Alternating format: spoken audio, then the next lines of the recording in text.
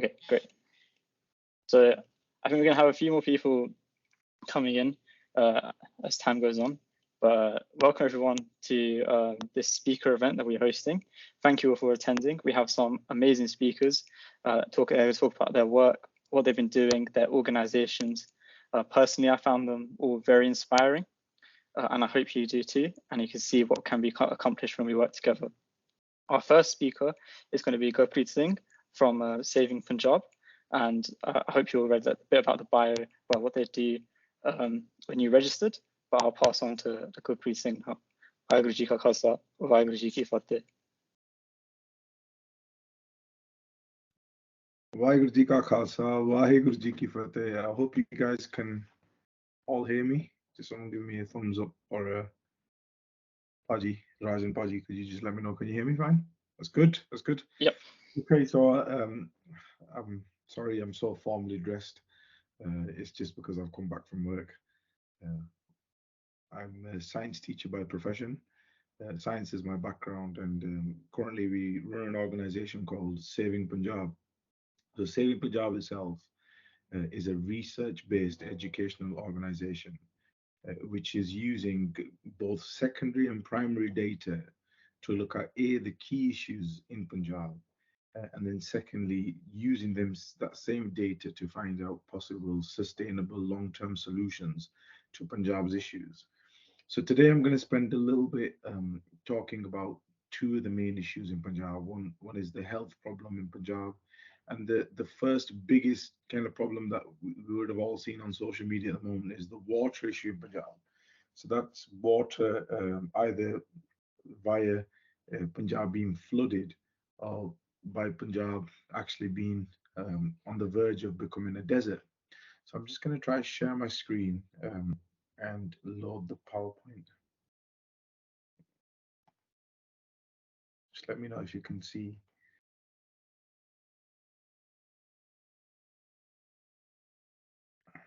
I can see that now. Okay, hopefully everyone else can. Is it in the format that you can see the full wide screen? The full screen, yeah. Yeah, that's fine. Okay, brilliant.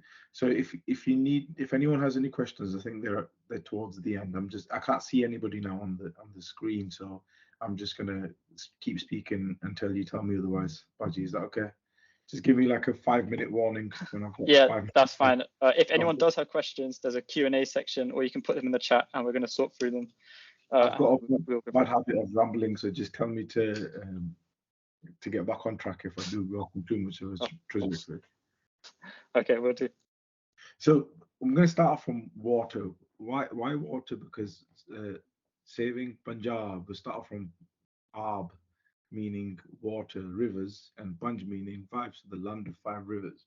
But water is so paramount to life, to everything that we understand. Even when it comes to Gurbani and the references of water, Maharaj says in Gurbani, Kita pasao eko kohao tiste hoye lak driyao. So from that one utterance, or the one what we could call is the science calls it the Big Bang. There was, everything was formed, and from that they came the rivers. And Maharaj says in Gurbani, he says, "Pehla pani jio hai, jit harya sab koy." So Maharaj says, from water life came, and even Guru Sahib talks about the formation of gases forming together to make water. So it says, "Pavanete jalava, jalate tripavan sajya." They basically, from gases water was formed, and then it says jalate tripavan sajya. From water the world was as life as we know it was created. So water is so paramount to life, because any civilization you see in the ancient world, whether that's the Yellow River in China, whether that's the River Nile of the ancient Egyptians, and even India, the Indus River was what gave India its name, and it was water that got that civilization there. And there's also examples of civilizations that have perished because of lack of water. So the River Nile, in some places where water didn't remain, people stopped living there. That's why the pyramids was such a mystery, because there was actually no civilization living around the pyramids. So I think it's water is really important for us, and the name of the place that we belong to, as 75% of our Qawm actually lives at the moment, is based on water. So water itself being, very important to us as human beings. We can only survive, many days. It's 70% of our earth. It's a large percentage of our body. Every chemical reaction in our body, needs water to be present. So I think even the respiration in itself, water is really important to us as human beings. So why Punjab? Punjab, there's no point me sitting here and talking to you about all these issues and what's going on in Punjab if Punjab doesn't mean anything to us. As Sikh, Punjab is very, very, I'd say it's encrypted within our DNA, and we can't remove that because that was the place where Maharaj on earth chose to come. That's Guru Nanak Maharaj. And they chose Punjab, and Punjab is currently where 75% of our world's Sikh population live. But also Punjab is important to us because it's homage to our history, our language, our culture for many of us, and it helps us understand a lot of the things that Sikhi teaches us, because there's a lot of metaphors written in Gurbani that actually directly link to Punjab. There's countless kind of references, and I won't go through them all, but the flora, the fauna, the animals, there's many things. Even the culture, Guru Sahib talks about, to give us examples, he talks about that culture. Now, that doesn't mean that we don't care about Sarabjot Singh. That doesn't mean that we just care about Punjab. That just means for us that Punjab is our home, and home is our starting step to change in the world. Maharaj says, "Kar sukh vasya, bar sukh paya." Now, I know that that reference for that Gurbani Maharaj is talking about the kar in our hearts, our home, as us as human beings.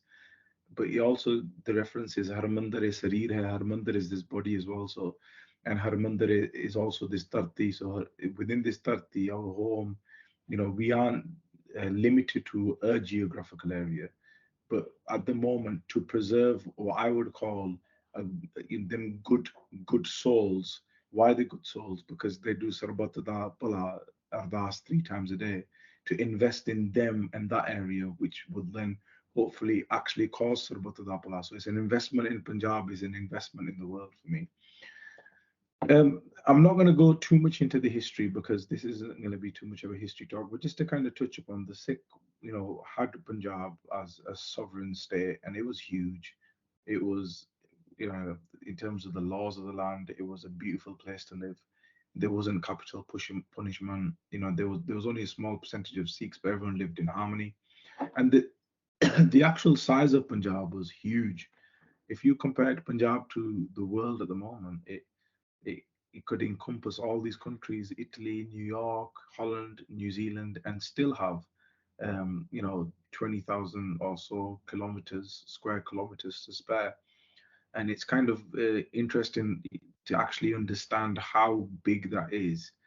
I think it's anyone that lives in anyone or has visited. Well, we all live in the UK. Just to get from one side of UK to the other takes 10 hours or so. But Italy's huge, Holland's huge, New Zealand, and the Punjab was big enough to encompass all these countries. We lost a lot of our Raj when the British invaded. They, it was the divide and conquer rule, gave people certain powers, state certain power as long as they lived and worked within the rule of the British Empire. To fight the British, again, like this lecture is normally about an hour and a half, but I'm going to skim through it just because we're limited with time. The actual revolution against the British for independence was mainly led by the Sikhs and the Punjabis. The statistics speak for themselves. Anyone that wants to go away and check that out, they can. Whether it's the Jallianwala Bagh, whether it's the Kala Pani hangings, whether it's the Kuka movement, whether it's the Kali, Gadri Babe, the amount of Sikhs that actually traveled back to Punjab just to fight for that independence. And it wasn't necessarily an independence for, you know, a state. It was an independence against the British, and it was for all terms. It wasn't just the Sikh term; it was for all terms. So post-independence, the Punjabi people at that point then um, thought, you know, we want to stay within India because a lot of our Sikh Dharam, a lot of our shrines and everything belonged there, even though they didn't really have a choice. And the history of it is quite muddy and murky. But without going into the historical side of it, we lost another 20%, 22% of our land when Punjab was uh, kind of further broken down um, into Pakistan and India.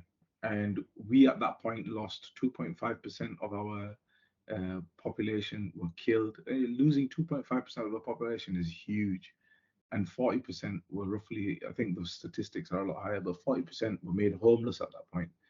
Now, moving on past that, it came to a point where um, the Sikh that had once kind of had this loyalty to India, they soon started to realize that we've done all this to get to this point. Now, we ain't actually getting a good deal. So they wrote something called the Anandpur Mutta. Now, if you read through the 16 causes or the points in the Anandpur Mutta, they were just wanted um, riparian rights over their water. They wanted their language to be, actually submissible as their language.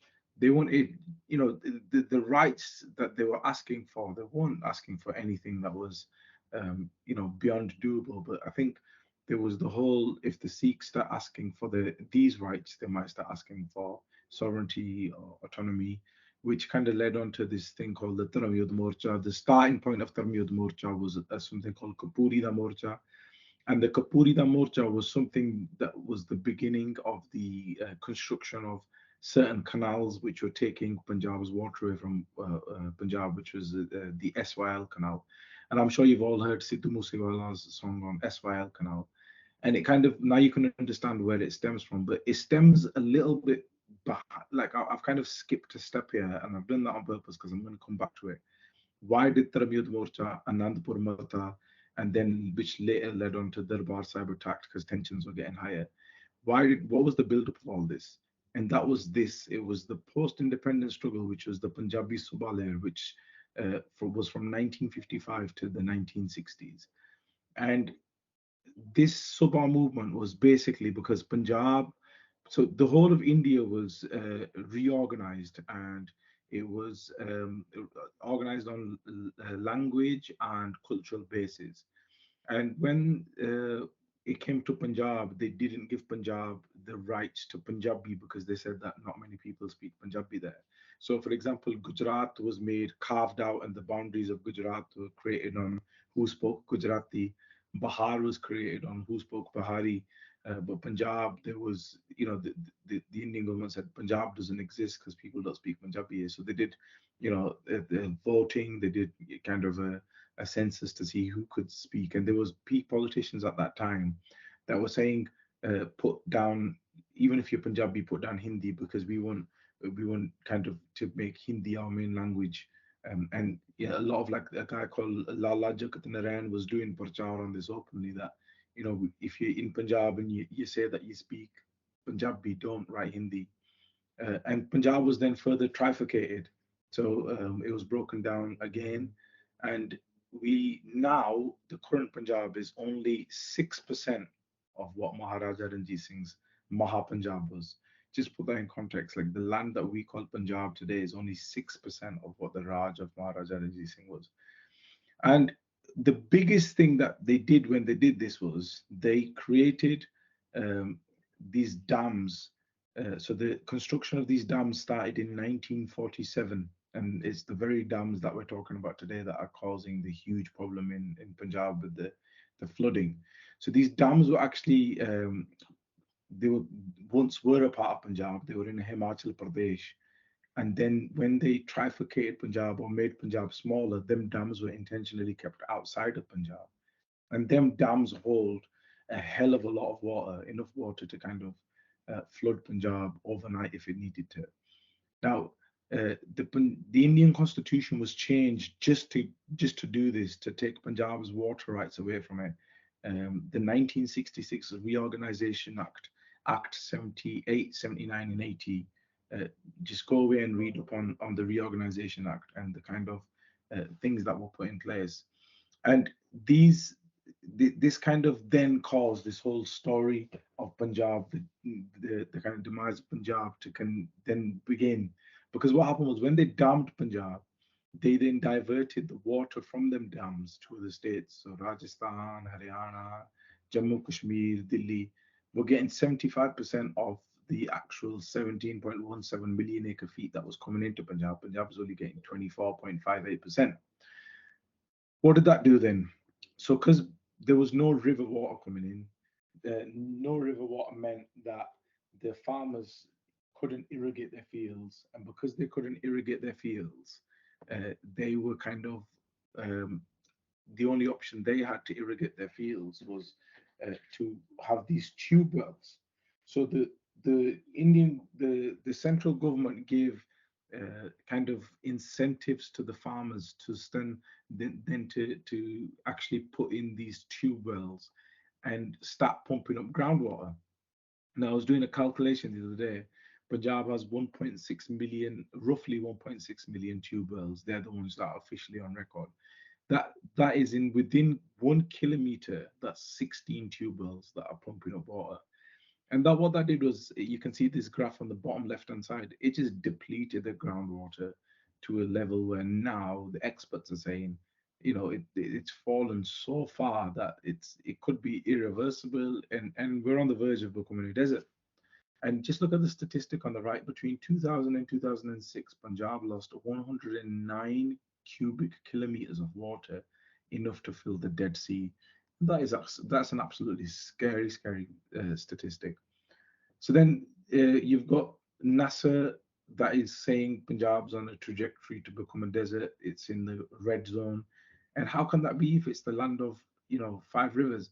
And just look at Haryana. Haryana is actually nowhere near of being a desert. Rajasthan obviously was a desert for a very long time, but where the water's being diverted to, they're not being affected, but Punjab is being affected.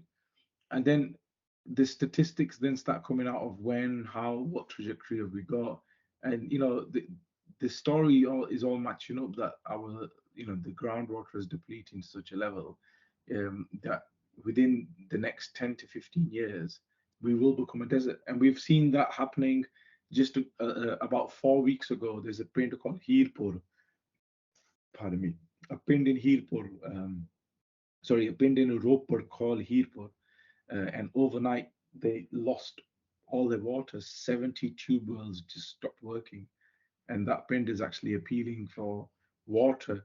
Now, you guys might be sitting there thinking, Punjab, how can Punjab be on the verge of becoming a desert if it's been flooded? And I've had this question a lot over the last few weeks. The floods in Punjab aren't natural floods. If the water was always flowing through Punjab as the rivers were populated, then the rivers and all them areas that actually hold that water, they would have the infrastructure, they would have so many things. If you think about Satluj River, at one point Satluj River is 3 miles wide. And if you've got a place of 3 miles wide of where a river is supposed to go, and that actually the river is only like 200 meters wide on a day-to-day basis when it's not flooding.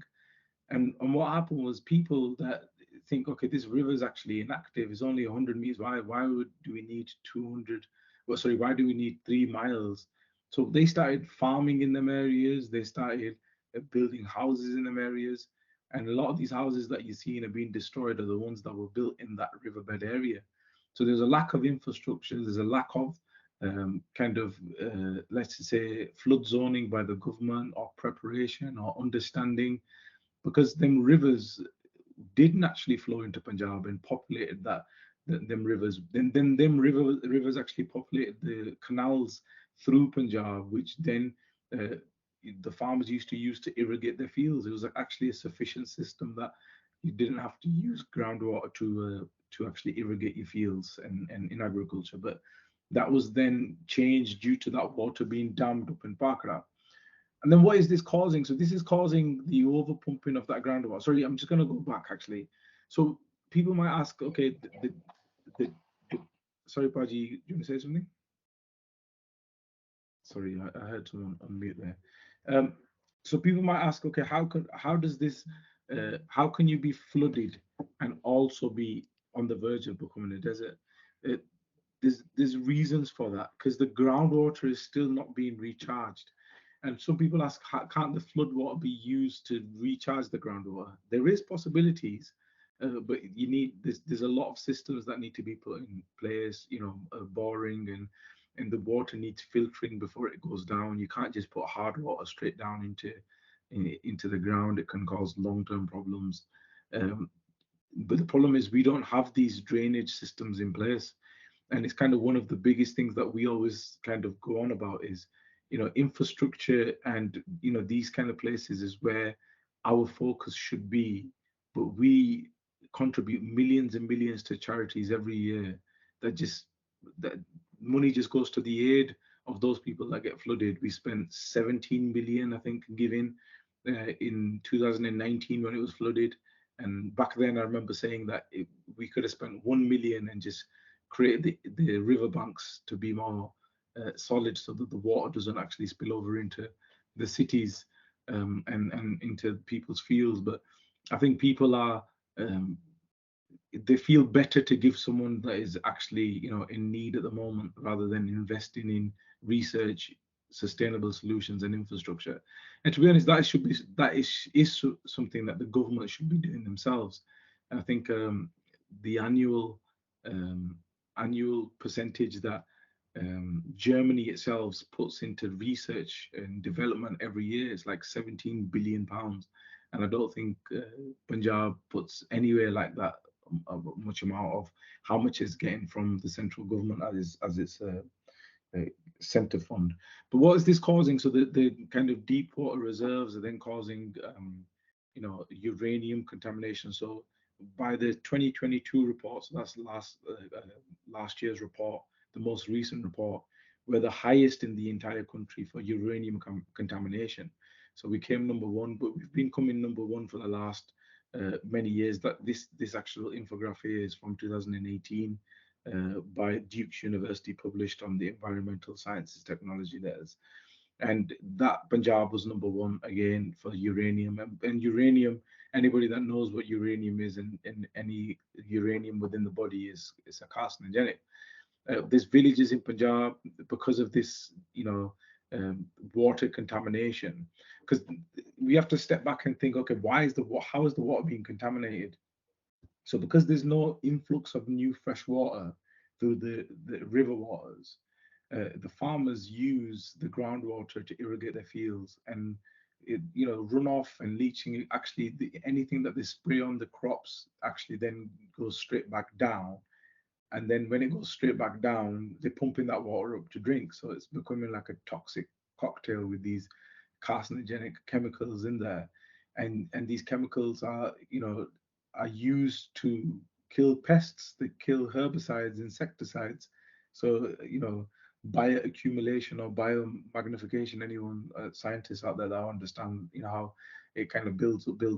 And then if we're consuming anything that has that, you know, magnified and a lot of these chemicals that have then, you know, gathered up, then it's going to cause, you know, huge amounts of health problems, which Punjab is facing at the moment. This is just some statistics of the last kind of 7 months. We were found in the reports of being highest in terms of arsenic in our water. There's this video on our Saving Punjab Instagram page, and I suggest everyone go watch it. It's like 4 minutes. It talks about this youth that died. He recorded an interview and died a week after giving the interview, and it really pulls at your heartstrings to understand the kind of situation in Punjab. And the worst of all is we are giving our water away to the states for free, and we pay from our own budget 780 crore to reline the canal so that the water that we're giving away for free is sent to them more efficiently. Just food for thought there. Okay, so just some recent reports I will talk about them. But here's another statistic: fertility rates. So infertility is linked directly to health problems, to drug usage, also to kind of your mental disorders as well. But this statistic here that I'm about to show you is the statistic from the last census of India, which is data by the government, which shows the kind of fertility rates. And Punjab is kind of, I think, the lowest in the country in terms of its fertility rates. And there's many reasons for that. There's loads of schemes that were bought in, which were like to have a vasectomy, it was free, and which wasn't in other states. It was actually done in Punjab.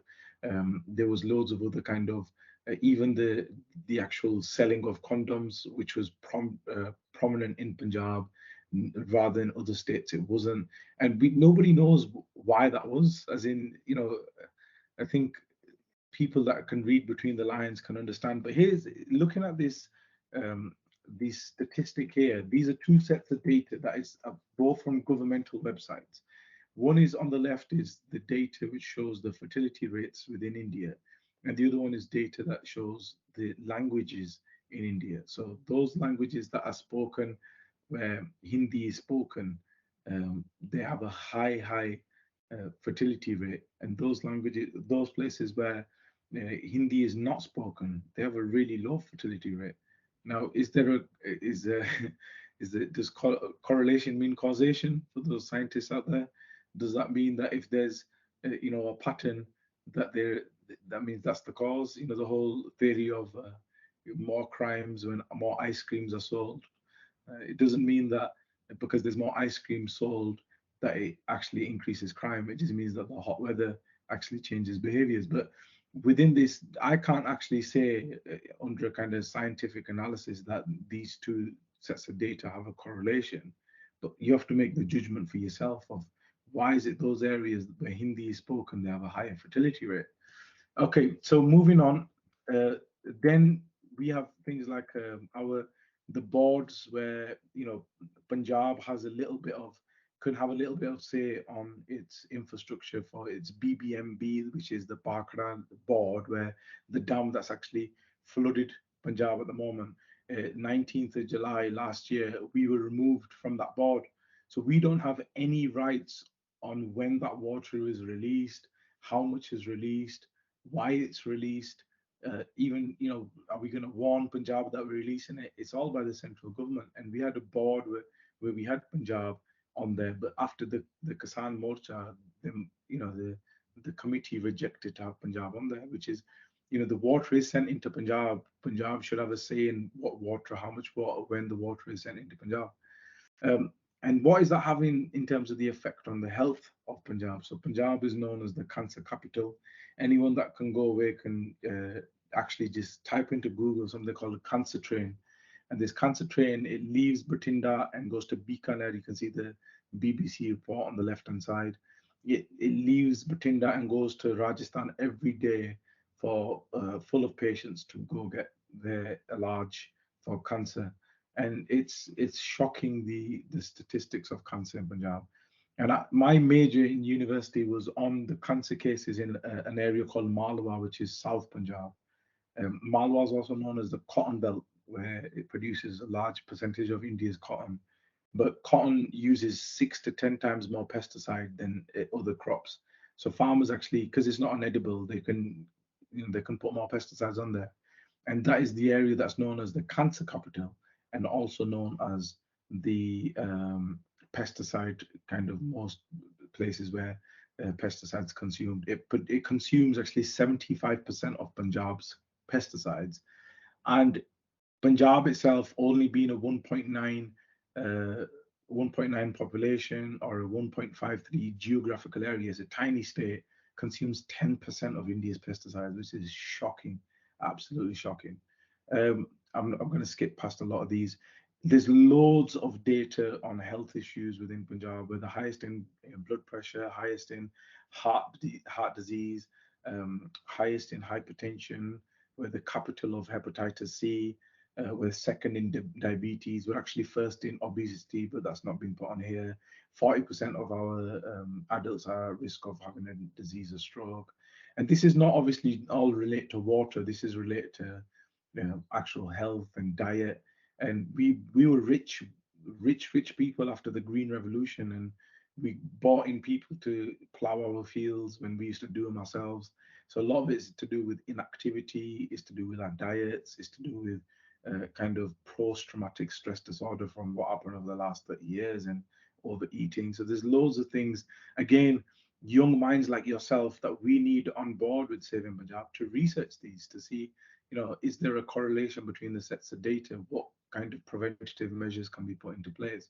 We've currently got a student that's looking into a certain drug which is used in Scotland, and I think Scotland's patenting the drug, and it's kind of really effective on opioids, which is one of the biggest drugs in Punjab, and how if potentially we could get that to Punjab, we could save millions of lives. So there's things like that. Thinking future, sustainable solutions, preventative measures, rather than always looking at charities that go in with an aid and going with kind of going with the cure, which is needed. We're not saying that's not needed. That is absolutely needed. We need them charities that go in with an aid and help out and give a helping hand. But we lack when it comes to preventative measures. Again, mental health issues. You can read the statistics on our pages again. I won't go through them in interest of time. I'm just going to skip past these. Migration being a huge issue in Punjab. A lot of our students coming out are being stuck and actually being prostituted out in places like UAE, in Oman, even in Cyprus. There was an article on Vice which talked in detail about how these rings were kind of exploiting these girls that had sold, their families had sold everything in Punjab to get them out. So they were desperate to make money, so they exploited that. This is a statistic. I mean, just going to skip past these now because I think it's coming towards the end of my time. Like, imagine the population of India is around 1.9 billion, nearly maybe 1.7. I can't remember exactly. In the whole of India, just think about how many people are possibly in jail. Let's say 1 million people are in jail, if not more. I'd say even more, maybe 20 million. I don't know the exact statistics, but my point in saying is, in the entire continent, in terms of in the entire India, 44% of those people that are in jail for drugs are from Punjab. And remember, Punjab's population is 1.9%. So we contribute to 44% of those people in jail for drugs. Just let that sink in. From a population size of 1.9%, we contribute to 44.5% of the people in jail because of drugs in the entire country. So in terms of Punjab's issues, there's loads. Anyone that wants to become a researcher or even just help, see where they can help, whether it's just looking at solutions, whether it's doing what I'm doing right now and delivering this talk, whether it's actually mobilizing and helping on the ground, however it is, wherever it is you think you can help out, we need the hands now. And especially with the research side of stuff, to kind of understand an in-depth way of what we're doing. We've got a few projects that we're going to launch. One of them is going to be the My Bin project, which is basically incentivizing people to go back home to their bins, and we now start focusing on our villages in India, what the issues are, and make a localized approach and a more targeted intervention to specific villages. And the details of that will come in the future. Like, one of our researchers at the moment is researching the ecosystems, because we used to have a quite in-depth flora, fauna, and there's charities at the moment, and hats off to them charities that are going around and trying to afforestation. They're trying to plant the trees to build the actual forest cover. I think our forest cover is 3% at the moment. It's the lowest in the country, and they're trying to build them ecosystems. But our researchers are looking into which trees to use, because that's something we don't always think. We can't use the trees that we had 20 years ago because our ecosystems have changed. And some charities actually go plant the trees. The tree dies because they don't have the sustainable management for water. That some of them aren't best for the actual ecosystems that they have. So it's something that we're actually looking at of an aspect of our research should be of understanding how do we, there's plants out there, there's trees out there that do reverse osmosis, that actually pull the water out the atmosphere and put it back into the ground that help with water retention and things like that. So I'm gonna skip past a lot of these. I mean, a lot of this is now to do with the drugs issue, which is another like a 15-20 minute section, and agriculture and how the chemical pesticides were bought into Punjab, and the education system in Punjab, and the religious issues in Punjab. So like I said, I was just going to focus on the two parts today because of interest of time. I think I'm on time at the moment, but I always end in this, and I like ending in this because for me, I don't like telling people this to limit them. I don't want them to think in 10 Dikala, which is like a downward spirit. We're always thought with the philosophy that we think in Chardikala, which is ever rising spirit. And we need to understand where we are at to move forward from where we are at. But is this horse mentally bound or is it physically bound? I think we'll all understand that plastic chair is not going to actually hold him back. If he wanted to go, it could go. But mentally, he's been taught that if we tie you, you stay. And it's the same that happens with us. It's within human beings, we are told we can't challenge this, we have to live with this, we can't do this.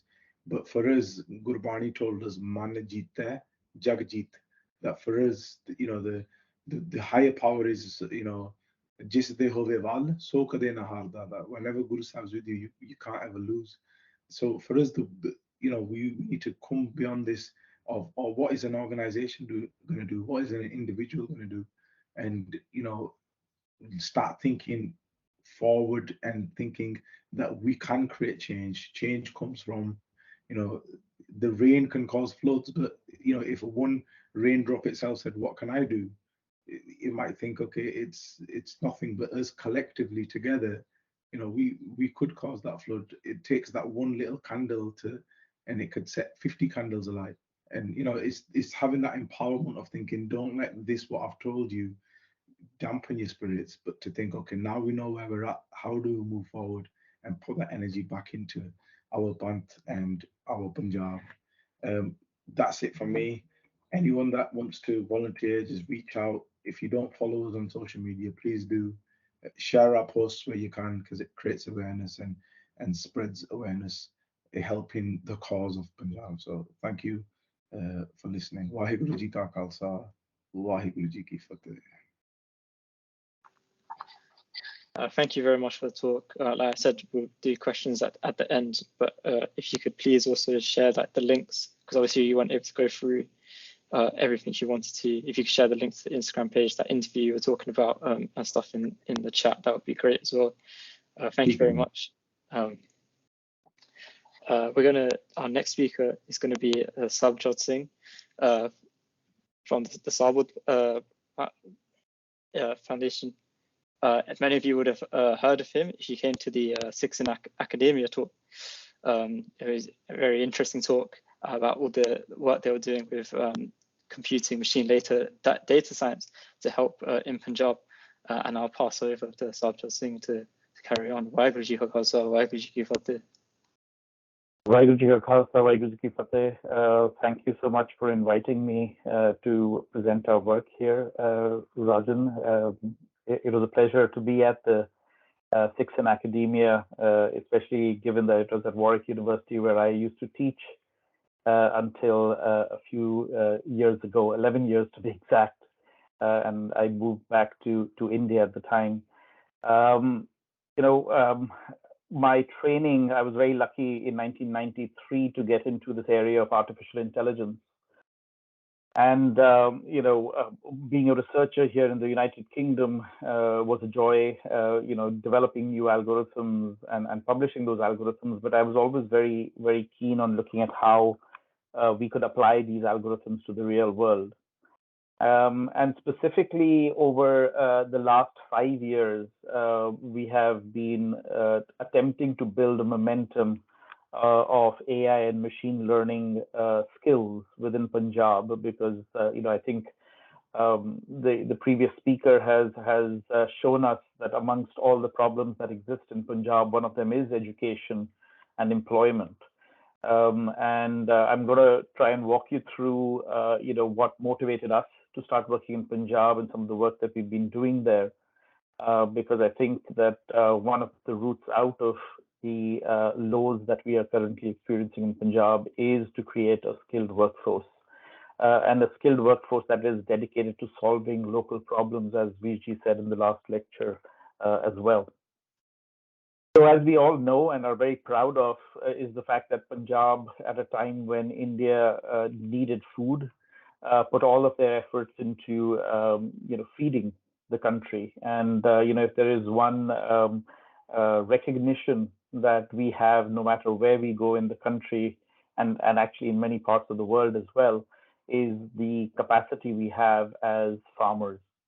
And one of the other aspects that we should all be proud of is the fact that our community has always gone out of their way to do what is considered to be right for everybody, rather than just looking inward at their own community. So while we worked hard in feeding our country, at the same time we see now that there's a great amount of neglect. I can't do as articulate a job as what the previous speaker did on the problems of the state, but we are all aware of the fact that the farming profitability is going down. The water problem is part of what is causing that too, but there are other issues, and we are seeing an ever-increasing suicide problem within farmers as well.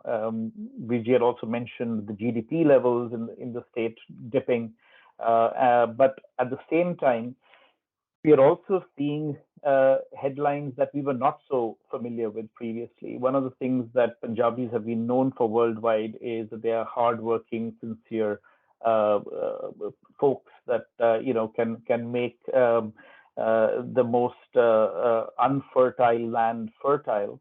But it seems like currently our youth are making headlines for being unemployable.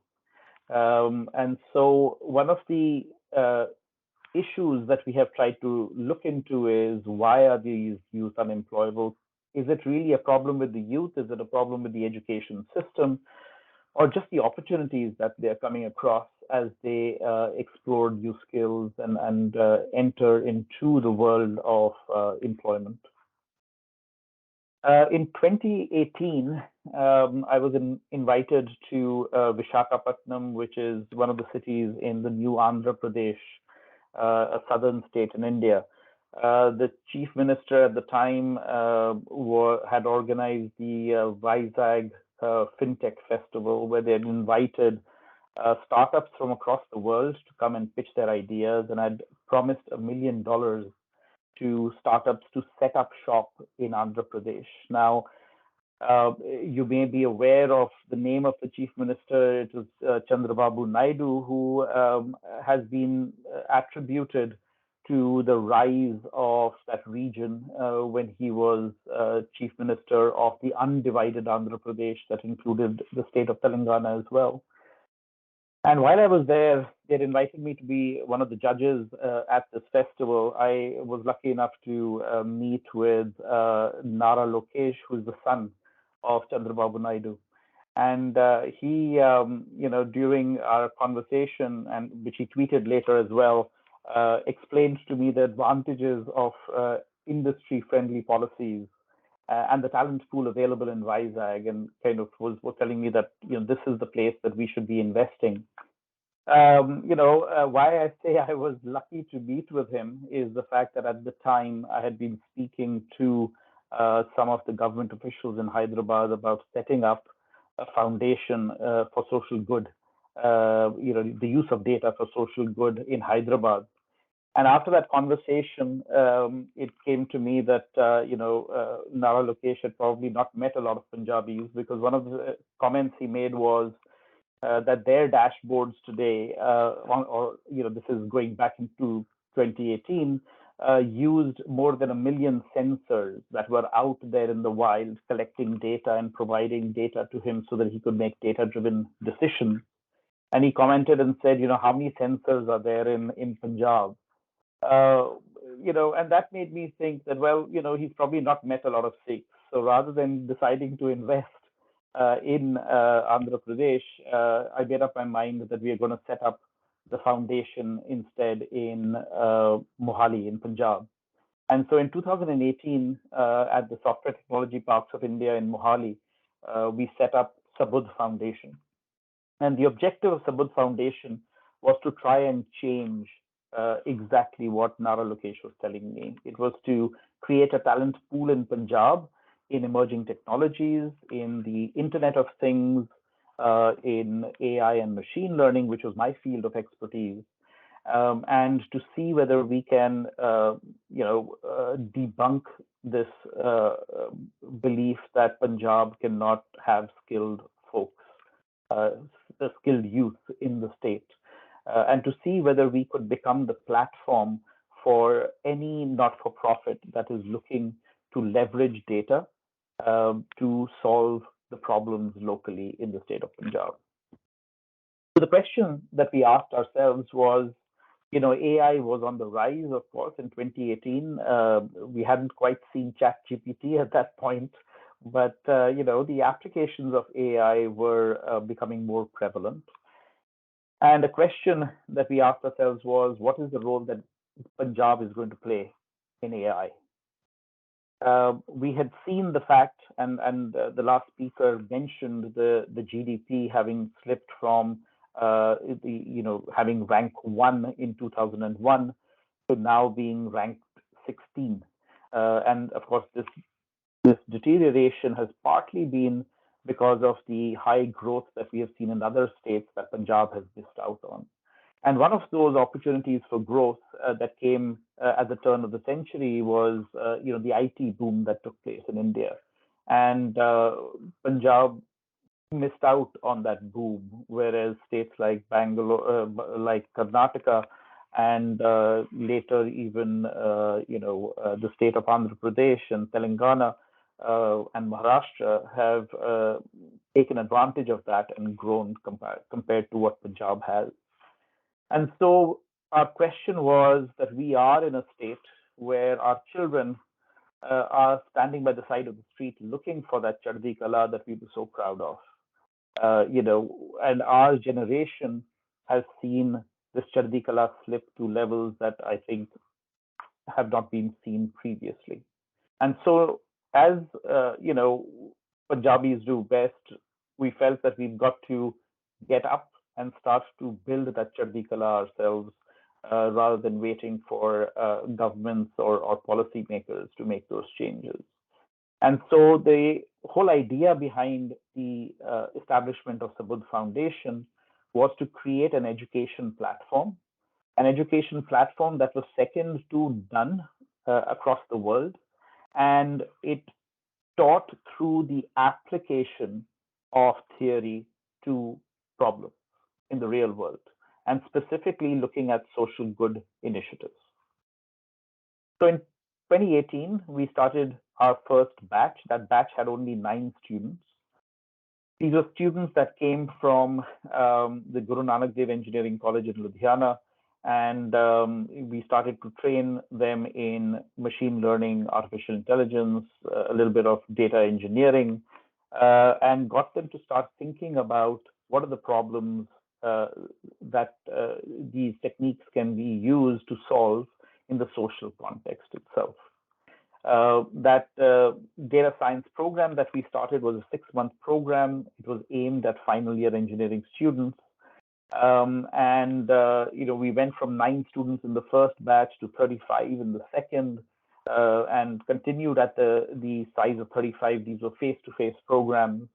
When COVID hit, we saw this as an opportunity to actually go beyond the limits of our physical space that we had in Mohali that could only house 35 students.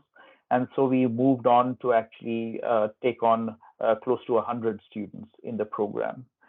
There was, of course, a huge hype at the time of COVID, where people felt that they had a lot more time because they were saving time that they were otherwise spending on traveling and so on.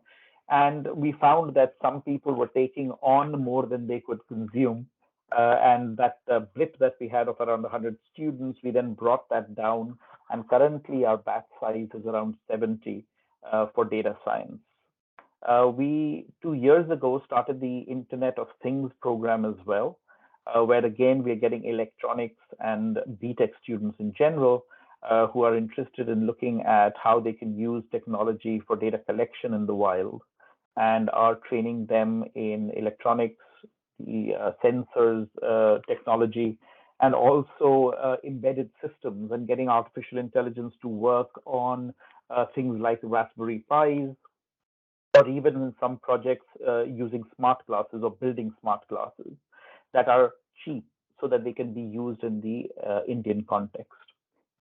Since then, we have now started looking at other programs as well, and we are launching, and in fact have launched the Web3 program a couple of months ago. We are also in the process of launching the full stack developer program and the data engineering program. And a few months ago, we got into collaboration with Punjab University and established the Center of Emerging and Innovative Technologies in Mohali. They have a small campus in Mohali where we have really established the center with the objective of providing training to working professionals in addition to students. Now, one thing that I have not mentioned about these programs is that Sabudh does not charge for any of this training. So this training, which otherwise, is being charged out at, something like $10,000 per student in the edtech world, we are actually giving for free to our students because we don't want a barrier to entry for students that can't afford to pay that kind of money. We have partnered with approximately 15 universities. I think 13 of them are out of Punjab. So, Punjab University is one of them, but Punjab Engineering College, Guru Nanak Dev Engineering College, and so on are all partners in Sabudh. These universities are providing us with students that come and get the training from us. Those students are working on projects, and I'm going to talk through some of those projects as part of this talk to give you an idea of the kind of work that they're doing. That's helping them in getting better placements into organizations like Deloitte and KPMG and Amazon and so on.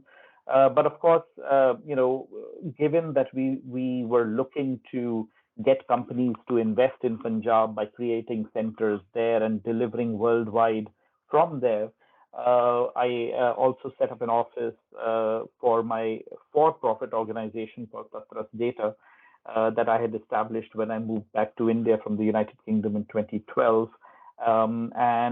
We currently have a little over 30% of our employees working out of the Punjab region.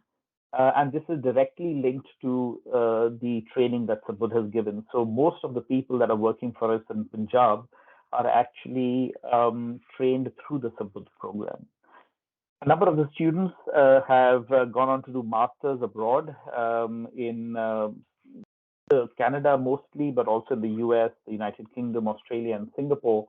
And the training that they have achieved in Sabudh, actually a number of them have told us made their learning within masters and performance in masters a lot better because they had actually learned a lot of that curriculum, because this curriculum was actually developed along with academic links that I had with folks in the likes of Carnegie Mellon or Warwick University where I taught, or even the universities in Portugal, the University of Porto, for example, where we've got links. While these students are learning, they're working on projects, like I said, and there are approximately 30 projects. I'm not going to talk about all of them because we will run out of time, but I will give you a sprinkling of some of those projects that we have created. As part of the training, we have also focused on looking at getting women into technology, and around 25%, that's approximately 100 of the 400 plus students that we have trained over these years are women. And a number of them have come to work at Patras, and I can talk for them that they have actually proven the fact that gender is no barrier in performance within tech space. So some of them, there was this general kind of belief that women would not engage with the Internet of Things because of electronics and that kind of hardware tech. I have to say that we've been pleasantly surprised that some of the best performing students have actually been women. The projects that we have worked on are primarily focused on healthcare, agriculture, education, and governance. And the first of these is a project that we have developed where we pull together data. These are satellite images from open sources. We have developed our own IoT devices to collect data on the ground, things like the soil moisture, CO2 level emissions, the soil temperature, even hyperlocal weather data, and have even got some drones that collect imaging of fields and collect data on potential weed or disease within plants. And then the students have also developed an app that can be used by farmers to look at pricing of agricultural commodities. So, we've really brought all the data together. In fact, the handheld device can also be used for taking photographs on the ground. And because these are all geotagged, we can actually get a very rich image of a field. So in a way, this project is aimed at creating an electronic medical record of the actual field on which agriculture is taking place and help data-driven decision making. We have developed our own LMS as well, a learning management system, where all of our courses are provided, like I said, for free. The intention here is to push out all of this content to all students across the state, no matter what degree they're pursuing, so that they can consume this content. And we provide a safety net of our own data scientists that are mentoring these students, so that it's not just another Coursera type environment where you can learn if you're motivated, but we've got mentors to support students and build a strong foundation for them so that they can actually consume the content, which can be quite challenging at times. Within this learning management system, we've actually built in some AI modules that help with recommending, so there's a social question answering space within the learning management system, and the recommendation of which questions should be routed to which students so that we can get answers from peers to some of our questions that we may have while consuming the content is another aspect where AI is being used within the learning management system.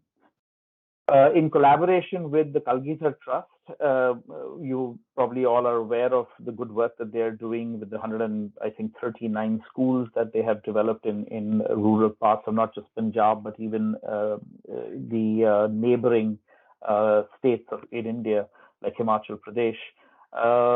We built a bus route optimization software. So they've got a lot of rural schools, and they want to figure out what are the most optimal bus routes that can be used to pick up those students and bring them to the local schools, and even decide whether a student should be allocated to a neighboring school rather than the one that they've been admitted to, so that we can reduce the carbon footprint of the schools. In line with reducing the carbon footprint, the Kalgidhar Trust schools have actually gone solar. So a lot of them actually have implemented solar panels. One of the projects that we had in Sabudh was actually looking at how much energy is being produced by these solar panels, to look at ways in which we can optimize the storage of energy to help keep the schools off the grid. And even understanding whether the consumption patterns in the schools match the production solar power. Another very interesting project, one of my favorites, is the smart glasses. Now, of course, this is a stock image that you're seeing here, but we have built our own prototype of smart glasses specifically focused on face blindness. So this is a fairly rare disease where people may not even recognize their own mother's face if they came across them in an environment that they were not expecting to see their mother. It's a debilitating disease in the sense that if you're even a working professional, you can feel very isolated because you don't recognize your own colleagues and boss, and may not give them the same kind of response that they would expect from you, and therefore it can make you very isolated and can affect your your professional career as well. So having come across a certain professional that suffers from face blindness, we went down the route of creating smart glasses. Now, of course, smart glasses exist in the world. We have created something that costs approximately 5,000 rupees or 50 pounds, right? And so the whole idea here is to create technology where you've got a camera in the glasses that picks up faces, recognizes faces, and gives you cues by speaking out the cues into your ear through a Bluetooth connection, and gives you an idea of who's walking towards you. Now, when we went to implement this project with the patient, we actually found that there were some interesting features that we had built in almost unexpectedly, which was to do with identifying maybe unrecognized faces that seem to pop up, in different locations, most face blind people would not recognize that they are actually under some threat if somebody is following them. But by identifying those faces and pushing those faces onto the cloud and allowing friends of the face blind patient to log in to tag faces so that in the future the machine learning can start to recognize these faces, would get alerted to the fact that there is a common face that they don't recognize potentially that might be following the face blind person around and maybe a threat to them. So very interesting kind of anecdotes coming out of some of the projects that we're developing. We are now continuing to develop this to assist folks that are losing their eyesight due to diabetes, for example, where they're getting retinopathy or retinal detachment, where they're losing their sight. So, looking to extend the functionality so that we can actually help these patients that are losing their sight to gain some level of independence within what would otherwise be a very debilitating situation to find themselves in.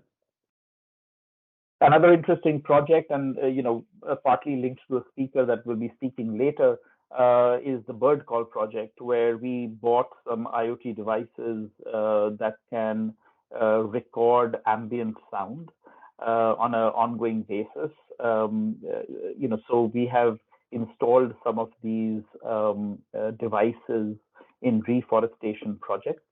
And so these devices are collecting bird calls and actually all ambient sound throughout the day and sending that up to the cloud. Now, when that data comes into the cloud, we've developed algorithms to analyze that data to recognize what species of birds are coming to those reforestation projects.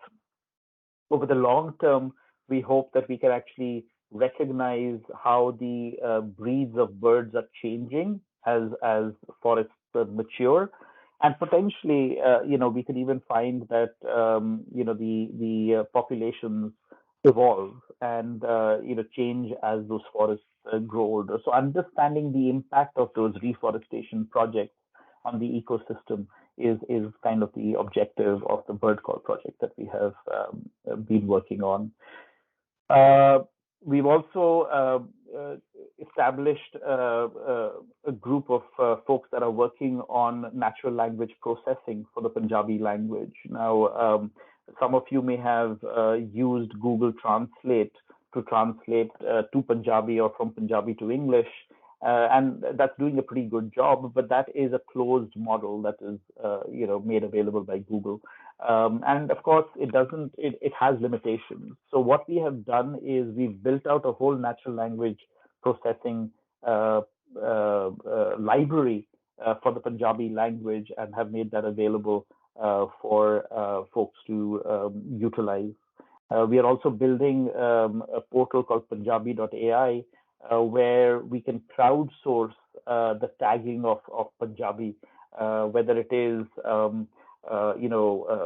taking out time and recording certain texts of Punjabi in your own voice and uploading that onto the portal, whether it is reading Punjabi text and identifying nouns and verbs and other types of tagging for Punjabi language, or indeed whether it is translating an English document to Punjabi and creating a bigger corpus that we can then continue to build our models on and open source those models so that we can work on bringing Punjabi language into some of these AI applications like the smart glasses, where the clues that are being picked up, for example, the faces that are being recognized can actually be spoken in the Punjabi language instead.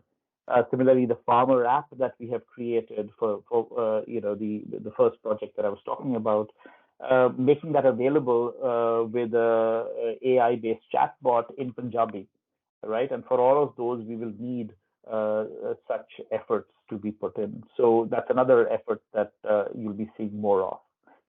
Now, in addition to doing these projects, and we in the Center of Emerging Technologies, we have brought in these short-term training programs and advanced programs and certifications that will be certified not only by Sabudh, but will also be certified by Punjabi University, and will give working professionals an opportunity to do short-term courses that have 3 or 4 credits to them, and then to collect credits over a period of time and get advanced certifications and upskill themselves and make sure that they remain relevant in industry as they develop. So the projects themselves are a very important part of this. The advanced certifications require students to do 30 credits of courses, and some of those courses, are introductory courses like Python, but very quickly get into things like speech analysis and natural language processing or mastering of deep learning. So these are all skills that are required in the future. IoT and machine learning. We are even bringing in an introduction to drone development and autonomous drones that bring together AI and drone technologies together. And each of these are done in short spurts where they can pick up a couple of credits, add those credits up. But the most important part of that is the passion project. And that's when they get to work on these social impact projects. And if they don't do a passion project, they can't actually get certified, right? And so the whole idea here is to create an environment where we are learning by doing.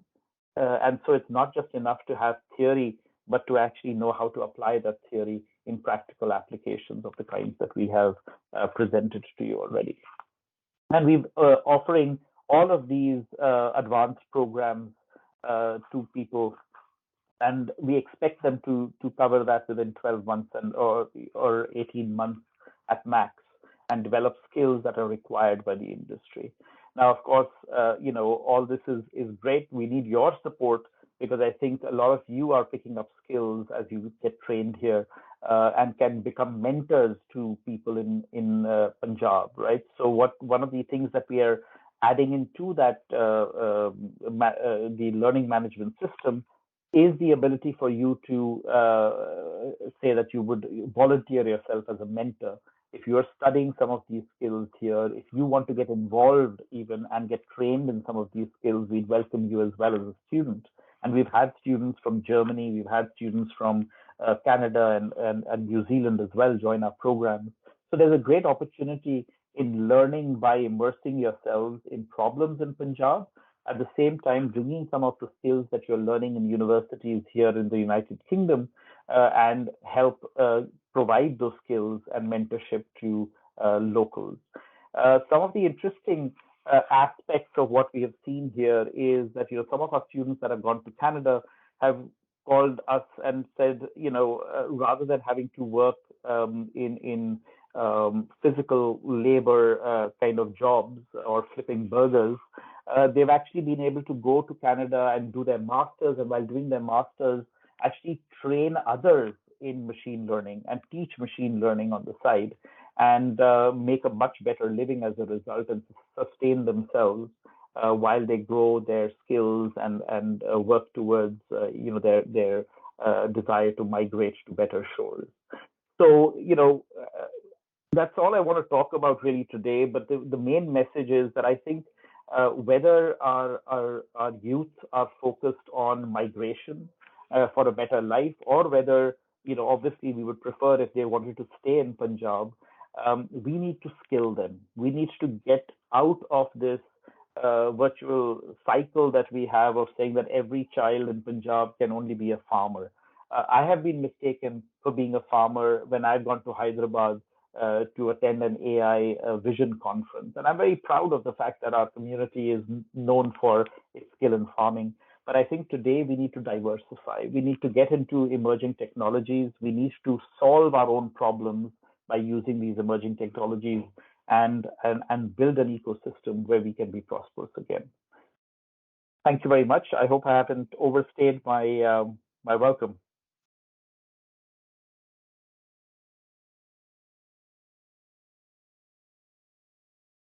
Thank you very much for sharing that. It was very insightful hearing about all the projects and all the work you've done.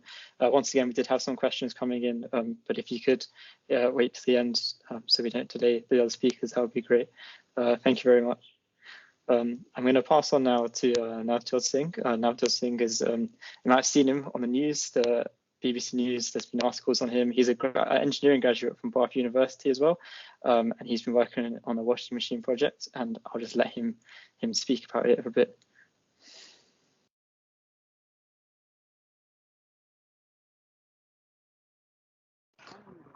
Thank you very much, Rajan. Sat Sri Akal, everyone. I hope you're well. I hope you're happy and healthy.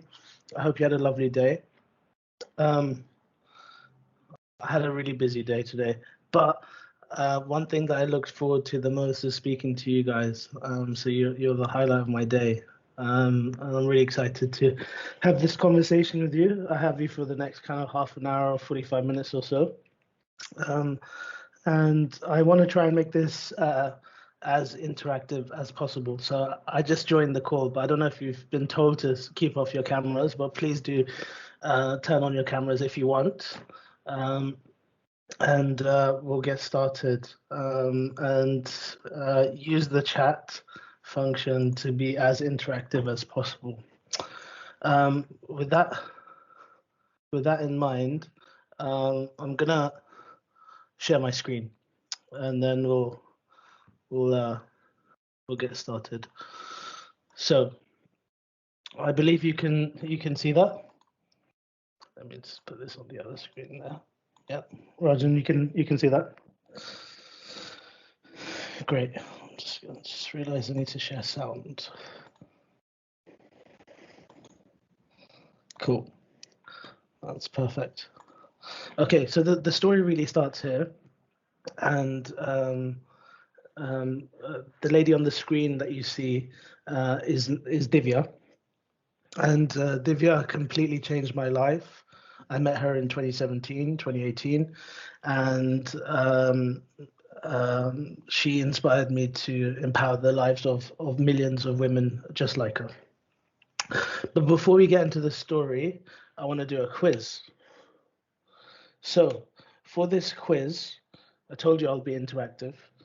So for this quiz, you're going to need something to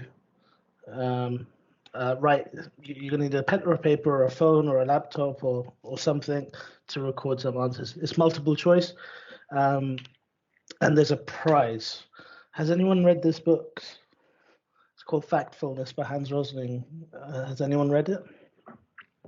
Rajan hasn't read it. Anyone else? No? No? Has anyone heard of this book? No? Cool. Someone's got some hands up, I think. I see some See some hands. Okay. Just use the chat function if you've read it or not. If you have, you're disqualified from this quiz. Sorry. Yeah, Jaspreet, sorry, you're out. You're out. Disqualified. So the winner of this quiz is going to win this book, and we'll organize sending this book to you. Is everyone ready? Has everyone got a pen or a paper or something to write on? Multiple choice? Just let me know. Just say yes, yes, yes, yes. Yeah, just Raj is ready. Jaspreet is qualified. Rajan's ready. Anyone else? Charlotte, yes. Okay, thank you, Charlotte. Appreciate that. Okay, let's go.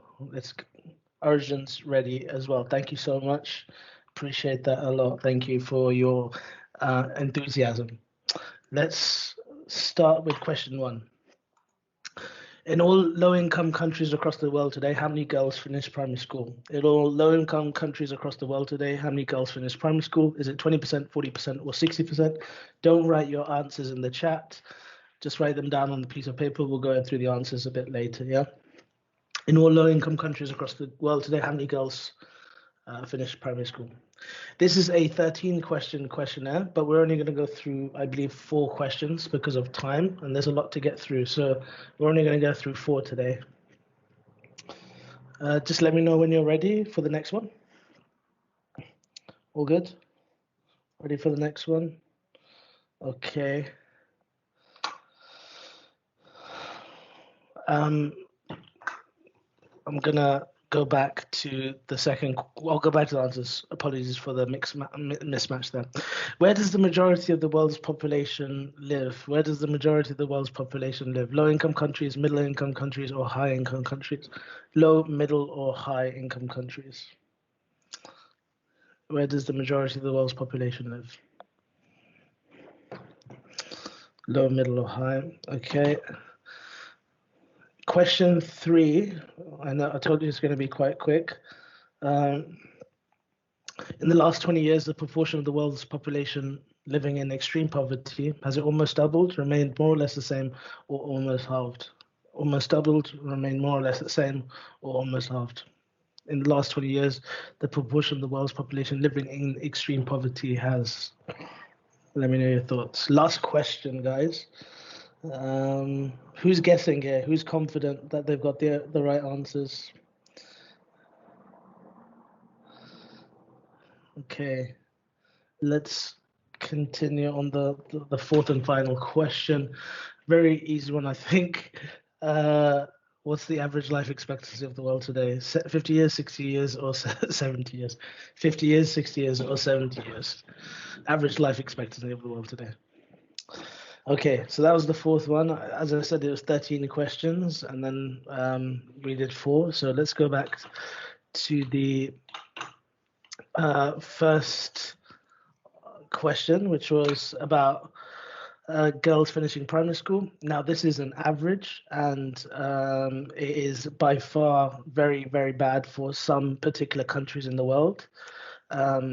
Like Afghanistan, where the Taliban are actively turning away girls in secondary school and discouraging girls in primary school. But the average according to the World Bank, is 63.2% in 2015. So it's 60% for this one. Okay, the second question was about the majority of the world's population. Where does the majority of the world's population live? It's actually in middle-income countries. Again, according to the World Bank, that's 76% of the world live in middle-income countries, and 16%, so where you and I right now, that we live in what is called a high-income country. That's question 2. We're halfway through. Hans Rosling did this quiz with a chimp, and the chimp got 3 correct. Yeah, so that's your competition. Who's on par with a chimp right now? Or anyone got any correct answers? Okay, so this was all about extreme poverty in the last 20 years. The correct answer is that it's fallen to almost half. So the people living on less than $2 a day has fell from 34% in 1993 to 10.7% in 2013. That's according to the World Bank as well. Again, there is 1 billion people today that are going to go hungry, and we need to do all we can. We need to do all we can to help and alleviate those 1 billion people through seva and self-service, or whatever you want to call it. But the answer is almost halved. Last question. Yeah, the average life expectancy of the world today is 72.48. So the correct answer is 70 years. Right. Okay, let's get the answers in. Everyone, what did you get out of 4? Could you just type it in if you feel comfortable to do so? Jazz, you got the book, Jazz? Oh, that's a different Jazz. Okay, sorry. That's Punjabi Sikh names. Everyone's called Jazz, right?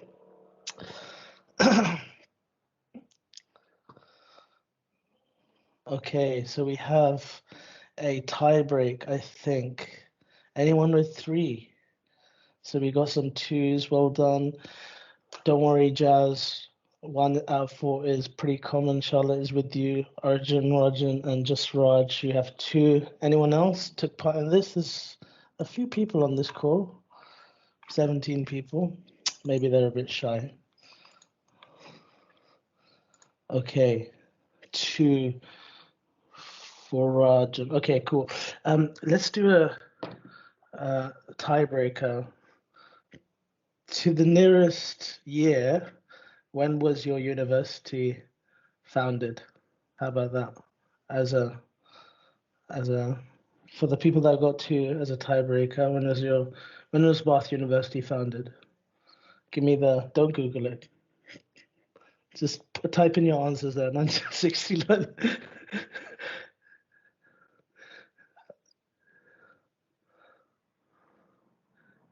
Yeah. 1900. Okay, anyone else wanna I'm just Googling it now. Okay, anyone else want to take part of this? Just Rajan, Arjun. Cool, I'm gonna give you 5 seconds. 5, 4, 3, 2, 1. Just Raj is the closest at 1969. The actual correct answer is 1966. So congratulations, Just Raj. You are the winner of this Factfulness book. Rajan, if you can organize me to send the book to Raj, we'll all send it over. Congratulations. At least something came out of this talk, which is good. Right. Why did I start this first 10 minutes of my talk with a quiz? Because I'm an engineer. However, even if you're not an engineer, if you're going to solve some of the most pressing humanitarian or problems in general around the world today and in the future, and you don't have a clue about what the problems are, how are you meant to do that? And that's really the starting point, which is really read and become knowledgeable about the world that you're living in and how you can fit and play a role in the world and come up with the world's next best solutions. If I may continue, let's go back to Divya. This picture was taken in 2017, and about a year before this picture, I was taken, I was a Dyson research engineer. I had been working for Dyson for about 3.5 years in the most cutting edge, innovative design and invention and research department. Some things that are not even out yet or haven't even been released. But I soon realized as an engineer in Dyson that every bit of good engineering that I was doing was basically making a vacuum cleaner for a rich person. I was fed up of this. I wanted my engineering to have impact. You know, I've always been surrounded by selfless service, giving back to the community. Seva has been inherent in my upbringing. And there I was spending 50, 60 hours a week sometimes, finding increasing the profit margins of an already amazingly rich, clever, smart man who makes the best £500 vacuum cleaners on the market right now. I wanted to help people. And so what I decided to do was quite drastic. I decided to quit my job and go move to South India to make clean and efficient cook stoves with Engineers Without Borders UK. I worked for free for a year and a half, and I landed on this street in this village. And Divya was my next door neighbor. Divya's life was an everyday struggle. Whether it was foraging for wood to cook her food, or hand washing her family's clothes, or standing in line for water, she used to spend hours and hours a day on what is called unpaid labor. And as an engineer, I saw this and I said to Divya, why are you spending so much backbreaking time on this activity of hand washing clothes? And she said, Nav, I don't have a generator, and therefore I can't power an electric washing machine, and water is only switched on 15 minutes a day. And when I said to her, I'll just buy you an electric washing machine, she was like, I don't have a generator, so how is that going to work? And so that's when this happened.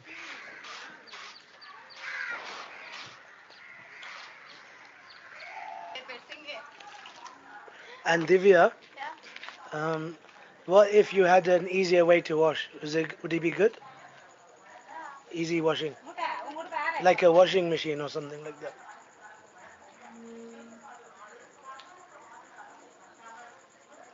One day I'll give you. Okay, I'm waiting. I promise you. I will come back here and give you a washing machine. Okay, and a washing machine. So the mission was set. I was going to make a manual washing machine, or make a washing machine for Divya. I came back home in 2018, and within days of arriving back, I started the washing machine project. And our mission is really simple. We design, manufacture, and distribute low-cost, manual, crank handle washing machines that save time, water, and effort for the millions of Divyas all over the world. We do this through innovative research and development, through academic or government collaboration, and sustainable programming and products that are built to outlast you and me combined. We know that the problem is disproportionately placed on women and children. And this is not unique to a village in South India for a lady called Divya. This happens in every household around the world. Let's look at our own households. Who often cooks our food, calls the doctor when we're unwell, took us to school, washes the dishes? It is often and unfortunately the role of women and children to do that, and it's really unfair, and it needs to change, and it needs to change now. And these women and children use incredible amounts of water, sometimes 50 and 60 liters of water per cycle in lakes, rivers, and streams in buckets for up to 20 hours a week. So you've been on this call for a couple of hours now, times that by 10, and that's what they're doing every single week. And recent figures have shown that this affects over 5.6 billion people, or 70%. So there's 20 people on this call. That's 6 people that have access to electric washing machines, and the rest of us will be hand washing clothes tonight, tomorrow, the day after that, and the day after that. And this is a growing issue. So the UNHCR have estimated that the amount of people that have been forcibly displaced is growing and is currently at 126 or 127 million people. And this is due to many things, but weather is going to be a huge factor when people are on the move. These people will lose everything and they will have to start again. And so our main focus is in the developing markets and the refugee camps. And I just want to show you what we've been up to.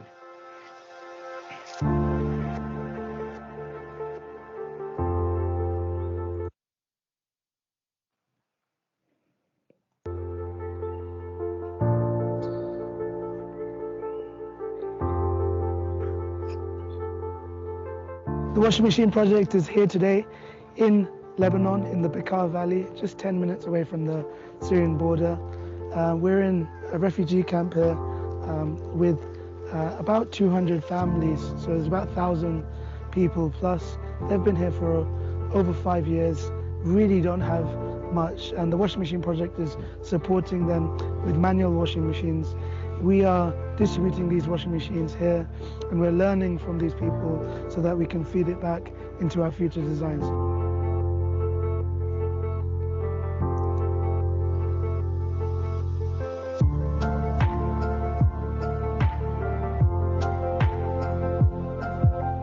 These washing machines that we're providing save them time, water, and effort of this back-breaking work compared to hand washing clothes.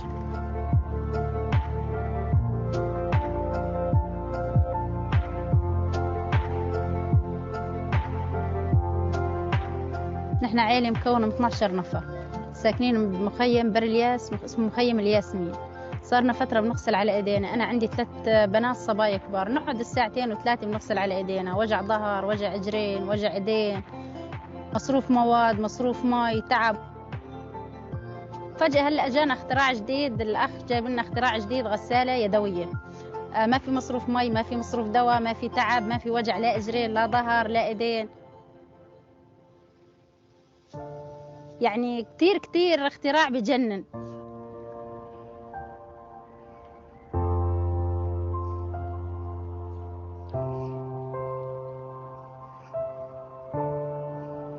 Thank you so much to all of our supporters, all of our donors that make our work possible.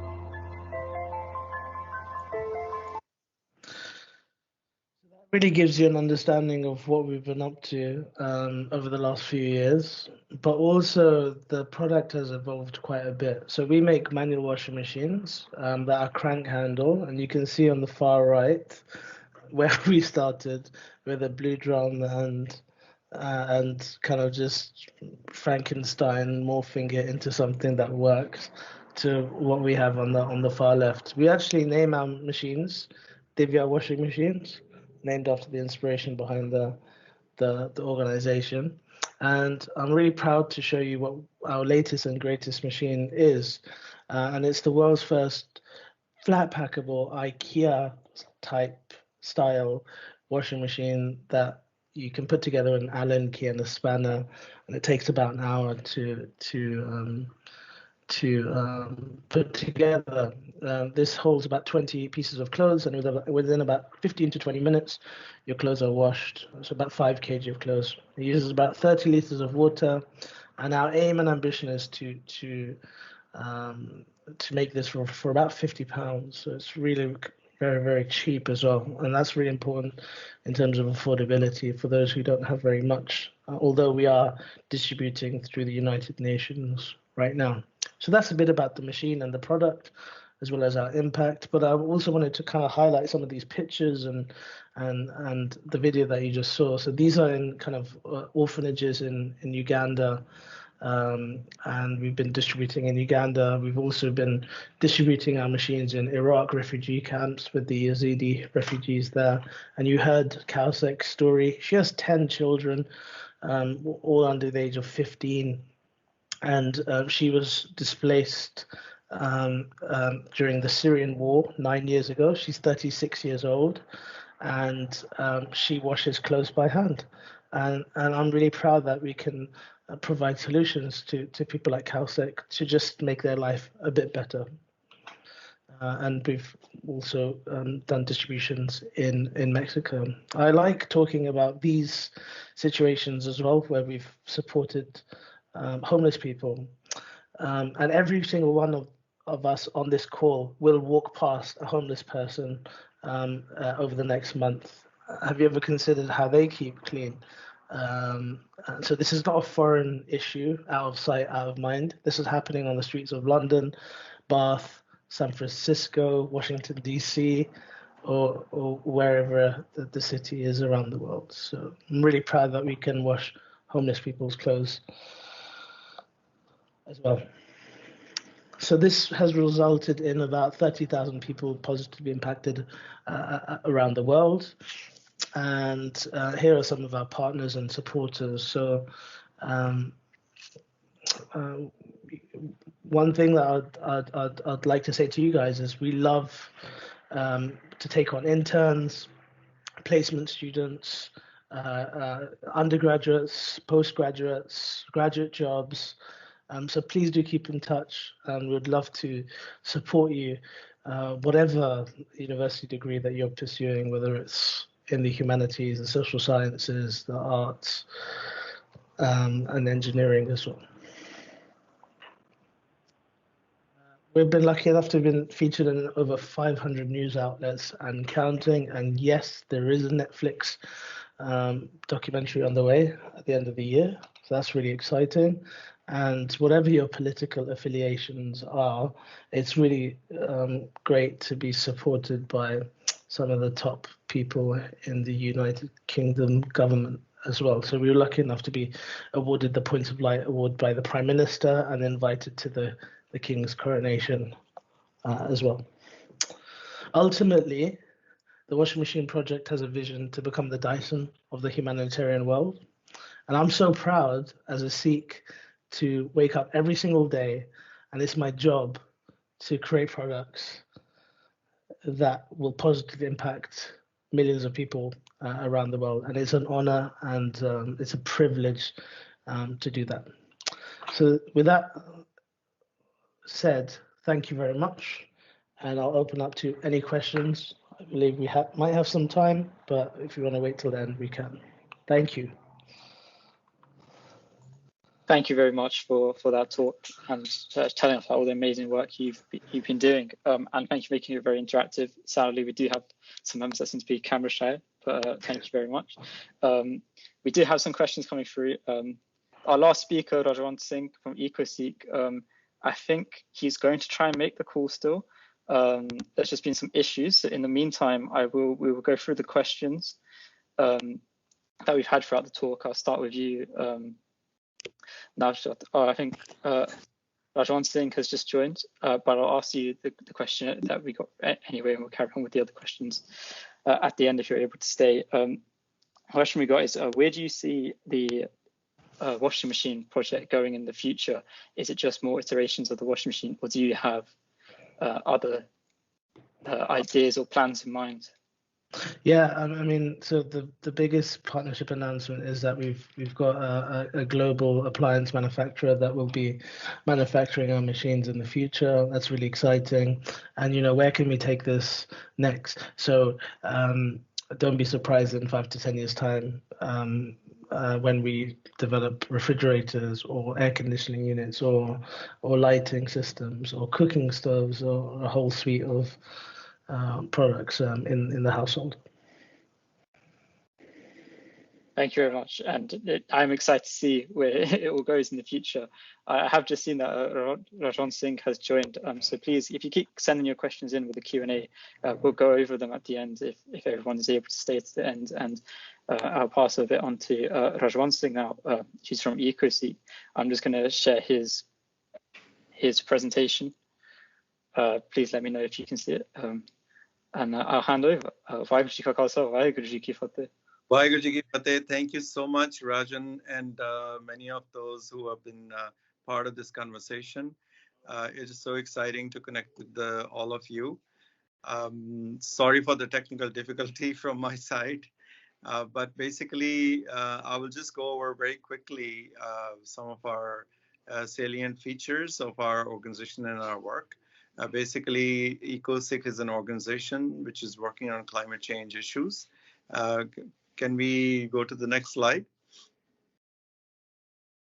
Yes, and basically, we are a nonprofit organization based in United States, but now we are also ADG approved and CSR approved, which means we are working with the corporate entities as well as local village councils and schools and colleges, with everybody. And we have also been developing projects with the government of Punjab as well as government of India and some other state governments. Next. And this is basically when we launched EcoSikh in 2009. This is at the Windsor Castle. We presented our plan to Ban Ki-moon, the United Nations Secretary General, and Prince Philip. This was after the Sikhs, as a collective body, announced that they will work on climate issues.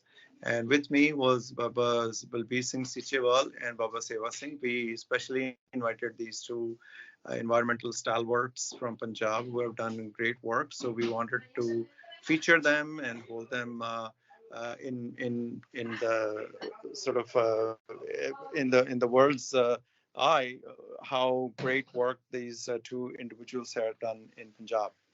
Next.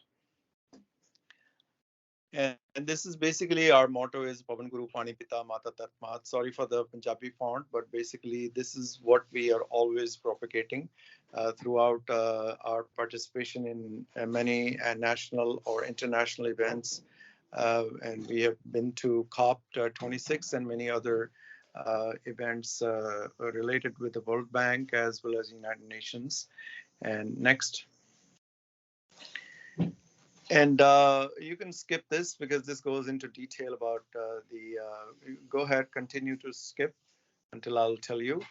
And which is basically the features of water, air, and earth, what we are facing, what disastrous situation that we are all encountering, and with the heat wave and what's happening in Europe, in the United States, in city of Phoenix, which never witnessed the temperature crossing over 110 degrees, and that same thing is happening in Europe as well as in the Middle East. So continue. So we wanted to highlight this presentation over here is how many gurdwaras are named after trees in Sikhi. This is just a few that we have listed, and we share this information with many of the non-Sikh entities, and that how nature preservation and consciousness about nature is built into the Sikh theology and Sikh way of living. Next. And this was in 2012. There was a massive rally in. Actually, this was 2014. There was a massive rally right before the Paris Agreement in New York, the United Nations Summit. So we had gathered young people in Washington, D.C. as well as in New York City to present our presence in this massive global event. So we continue to, be there and to show that the Sikhs are very much part of this movement. Next. And we have introduced since this concept of Sikh Environment Day on March 14th, which is the enthronement day of Guru Gaddi Divas of 7th Guru, Guru Har Rai Ji, who was known to be a green guru, and basically all gurus are green gurus, but he particularly focused on preserving the wildlife and having a herbal garden, medicinal garden, and really inspired Sikhs to be the stewards of nature preservation. So we highlight this and we have all been enticing Sikh organizations and Sikh institutions, educational institutions, to celebrate this day by taking 7 steps. So we say 7 steps to preserve nature in the name of 7th Guru. So we every year we feature something. Last year was food, a year before was water. So we built 7 steps around one concept. So this has been going on, and we have been able to successfully launch this campaign worldwide. And we have had 4,000 educational institutions, gurdwaras, and schools and colleges celebrate this day year after year since 2010. Next. And we had also launched a Green Gurdwara campaign, and there are again features that the Gurdwara can introduce to become a Green Gurdwara. So all these different items are listed. And recently we had a young a group of people, young youth, basically doing an audit of the Gurdwara, how Gurdwara is, whether it's eco-friendly or not. So it was an amazing way to really evaluate whether Gurdwara is, or the Sangat is practicing or taking green steps in their daily lives as well as in Gurdwara. So this is another way to highlight these things while we're talking about this whole concept of climate crisis as well as how it relates to Sikhi. Next. So many of the Gurdwaras all across the world have switched to solar energy or have added solar panels, including Darbar Sahib recently in the last 2-3 years, funded by a US-based group in California, which has installed solar panels at the Darbar Sahib. So this is another feature which we have been encouraging since 2010 after we started this campaign of Sikh Environment Day. Next. And we had also introduced a campaign on food, what kind of food we need to be growing and eating, and kitchen garden concept.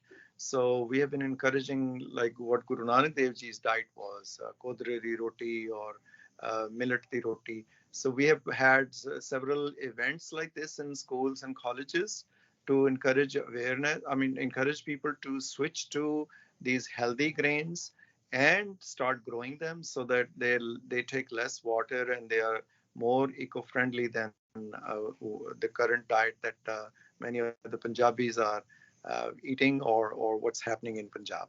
Next. And this is another feature that we have been highlighting, how Gurdwaras have switched to kitchen gardening, and many of the fruits and vegetables used in langar are now being grown in many Gurdwaras across the world. This has increased manifold after we had launched this Sikh Environment Day campaign and Green Gurdwara campaign. Slowly and slowly people are encouraging youngsters to take these steps in their own Gurdwaras. Next. And we highlighted Darbar Sahib's langar, and since 2010, we've been working with the SGPC to switch to the entire langar. 100,000 people are fed. So we encouraged them. We had several meetings. Finally, they switched to organic farming for langar. So right now, all adrak, piyaz, lasan, everything is grown organically except the kanak and the wheat, which is donated by farmers. So this was featured in many of the news organizations, US as well as other channels, have shown how Sikhs have encouraged at the very heart of Sikhism. At Darbar Sahib, the langar is now, the last I've known is there was 13 acres of land which was organically used to produce all the langar material. Next. You can continue. This is actually National Geographic did a documentary on organic langar at Darbar Sahib. So this is our local Gurdwara switched to dishwashing machine, which is more eco-friendly, less water and less soap. And now many Gurdwaras have been switching. So we highlight these things also to encourage Gurdwaras to switch to more eco-friendly ways of conducting their businesses. Next. Next. Oh, I'm sorry. This is a go back. This is first time we have introduced a new concept. This was inaugurated in 2021. We created a garden based on Gurbani. All the trees and vegetation mentioned in Gurbani or by gurus, oswalas, or bhagats, they have all been planted and installed, and now they are beautifully growing. It's called Guru Granth Sahib Bagh, and we have visitors every day. People are coming from many different parts of India as well as the world to witness, and so much education is now being provided to youngsters and youth that how our Gurbani talks about nature and what lessons we can learn from Gurbani. So there are a lot of videos of this on YouTube. As well as on Facebook, people can visit and see. This garden is first ever garden based on Gurbani, highlighting what gurus have taught us, and this is now a very popular spot for many of the Sikh families across the world. Next. So in 2018, we decided that we were gonna celebrate Guru Nanak's 550th birth anniversary by planting trees. So we announced that we will plant 1 million trees in celebration of this 550th Gurpurab. So we created teams. We launched this campaign in September of 2018. But unfortunately, we were not able to see the results of many of these trees surviving. So we were struggling, and there were 23 teams of youngsters and college students all across Punjab trying to do this work, planting as many trees. So there was a lot of disappointment, a lot of frustration, as well as a lot of criticism by other groups, and saying, oh, this is another group which have come for photo opportunity and all that. So in 2019, in February, we came across a new methodology, which is called Miyawaki methodology. And this was again introduced by a Sikh gentleman in Mumbai. He had created his own forest in a very, very polluted area in his factory. So we witnessed that, and we were just taken back by how, beautiful this whole forest was in a very, very small urban area. So we immediately took action. We switched to this methodology. We launched the first forest in Punjab, in Bathinda, in Gilpati village. And we had created a training session for 100 youngsters from all across Punjab. And this training was done by Shubhendu Sharma, who is known as now the largest forest maker in the world, and he has been featured at TED Talk. And so Shubhendu Sharma helped us plant this forest, and then he trained many of the Sikh youngsters associated with EcoSikh to become the forest makers. And so with this campaign was launched in February 2019. Next. And this is a video. You can see this video in YouTube or any place. This just shows, I wouldn't want to, because this is about 4 or 5 minute video, but this video shows right from the very beginning how this first forest, Guru Nanak Sacred Forest, was created. So we particularly named it Guru Nanak Sacred Forest because we wanted to associate very closely to the 550th birth anniversary of Guru Nanak Dev Ji, and each forest has 550 trees. So this forest is now a well-grown forest, and you can't go through the forest. It's so dense, and it's just amazing. So go to the next slide.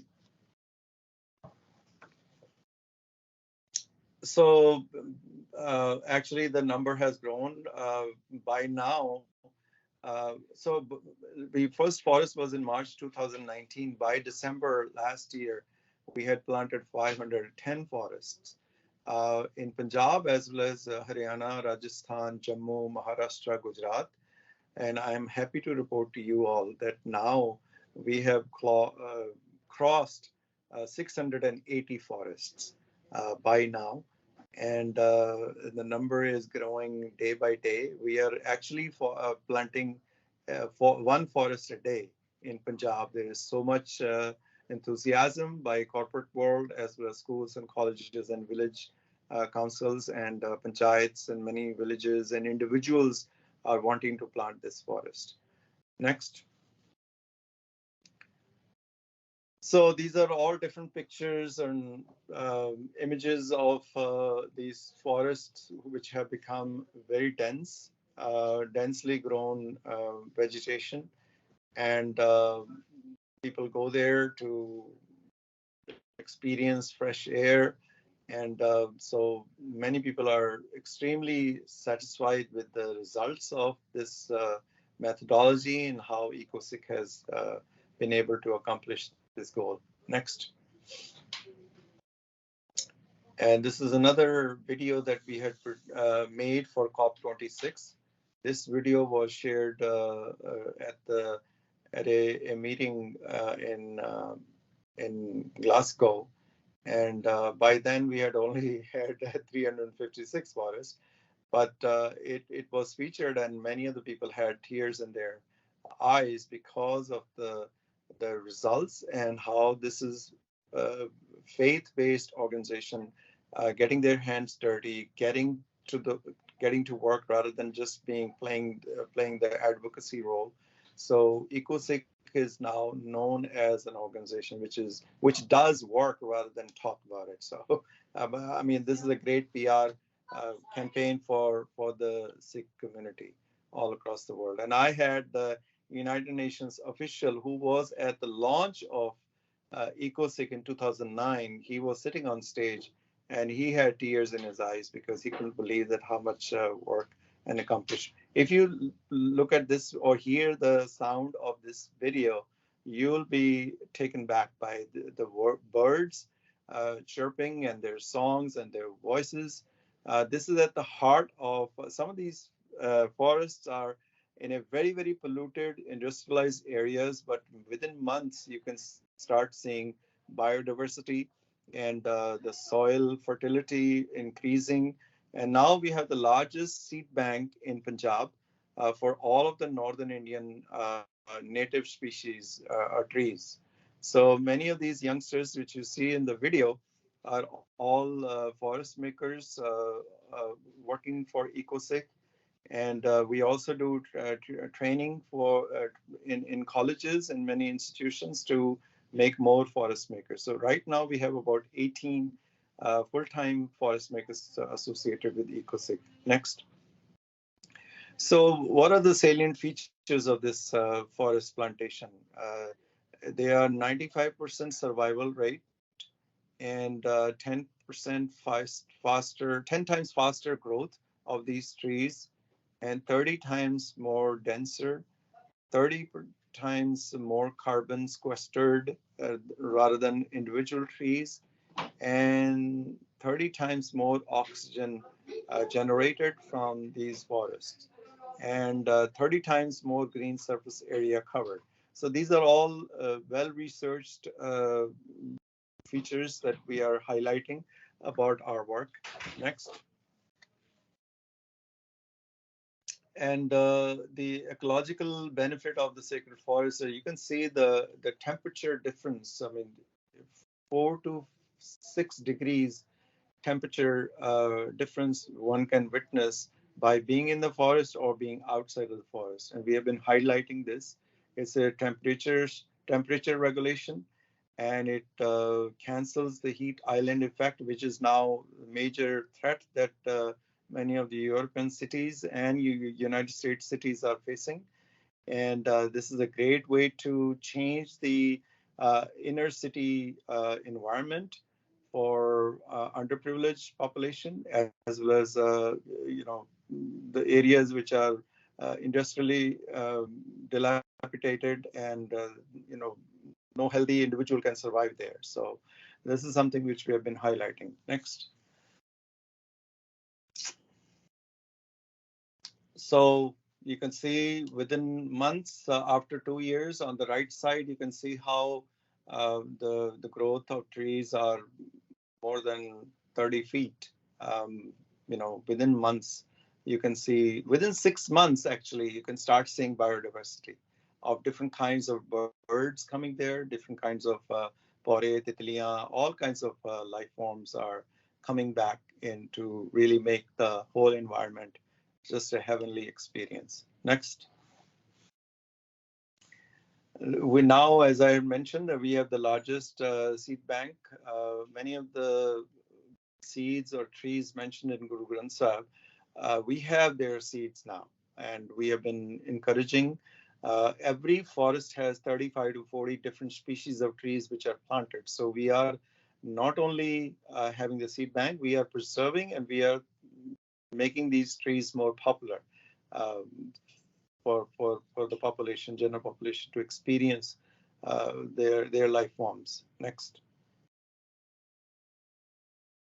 We have also calculated that once we are done with our goal of 1 million trees, you can see how many millions of million kilograms of carbon we will be able to sequester. So this is one concrete way you can make a difference by planting a forest. Next. And the cost of a forest, if you were to plant a forest in India, which costs about $1,300, which is like one iPhone. So we make that is rather than buying an iPhone for your child, buy a forest. So you can have a forest planted. So many of the villages or individuals have land, but they don't have the money to fund planting a forest. So we encourage people we match donors with the hosts. And this is a sort of an image of all the different kinds of life forms that we have seen within months at our Guru Nanak Sacred Forest. And these are all pictures taken by us and our team.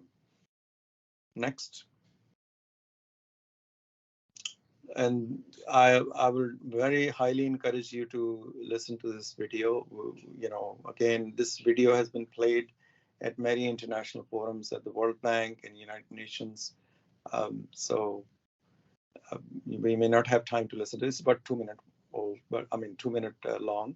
But you can access this on Facebook page or on YouTube, EcoSikh YouTube, or I'll send you the link to this video. Next. And this is another important feature that there are 17 Sustainable Development Goals being sort of pushed by United Nations, World Bank, and many of the international forums. What we have been able to show that we are, by planting a forest, we are actually covering 10 different goals, which are part of the SDG. It helps in eliminating poverty because 30 households are benefited from planting one forest. All the ingredients, everything that we buy to plant a forest is really bringing, living for many of the families. And then forest maker is also being paid. And then it helps to prevent, eliminate hunger. And also many of the people who are working in these forests are women. So it's a woman empowerment. And so gender equality, life on land. So all these, it also is helping in education. So these are different goals that we are covering through our forest plantation program. Next. And it helps in circular economy, which is a big feature of how to really combat climate crisis. So we have to create a circular economy, and EcoSikh's forest program is definitely a big step towards that. Next. So this is now, there are several mega forests now planted in Punjab. First one on the left side was planted by alumni of Science College in Jagraon in Ludhiana district. 10,000 trees were planted in this forest.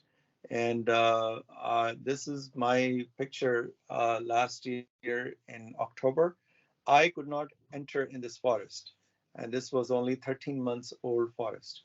and just amazing experience. You can hear the birds all the time, and you can't even. We had created actually pathways for people to go and study these trees and all that, but it's just become so dense. And on the right side, this now the largest forest of 11,000 trees planted by a Hindu gentleman in a school that he's running in Rajpura, Punjab. And it's also again called Guru Nanak Sacred Forest. All forests are called Guru Nanak Sacred Forest. And now this forest on the right has also become a fully grown forest. And now many schools and colleges are bringing their children for education. So amazing experience for anybody who would like to go and visit these forests. You will be very happy. Thank you. Next. So any questions or remarks? Thank you for telling us all that information. It's amazing work you've been doing with all the planting. We had a couple of questions come in, and we have questions for other speakers as well. I'll start with the questions we had come in for EcoSikh first.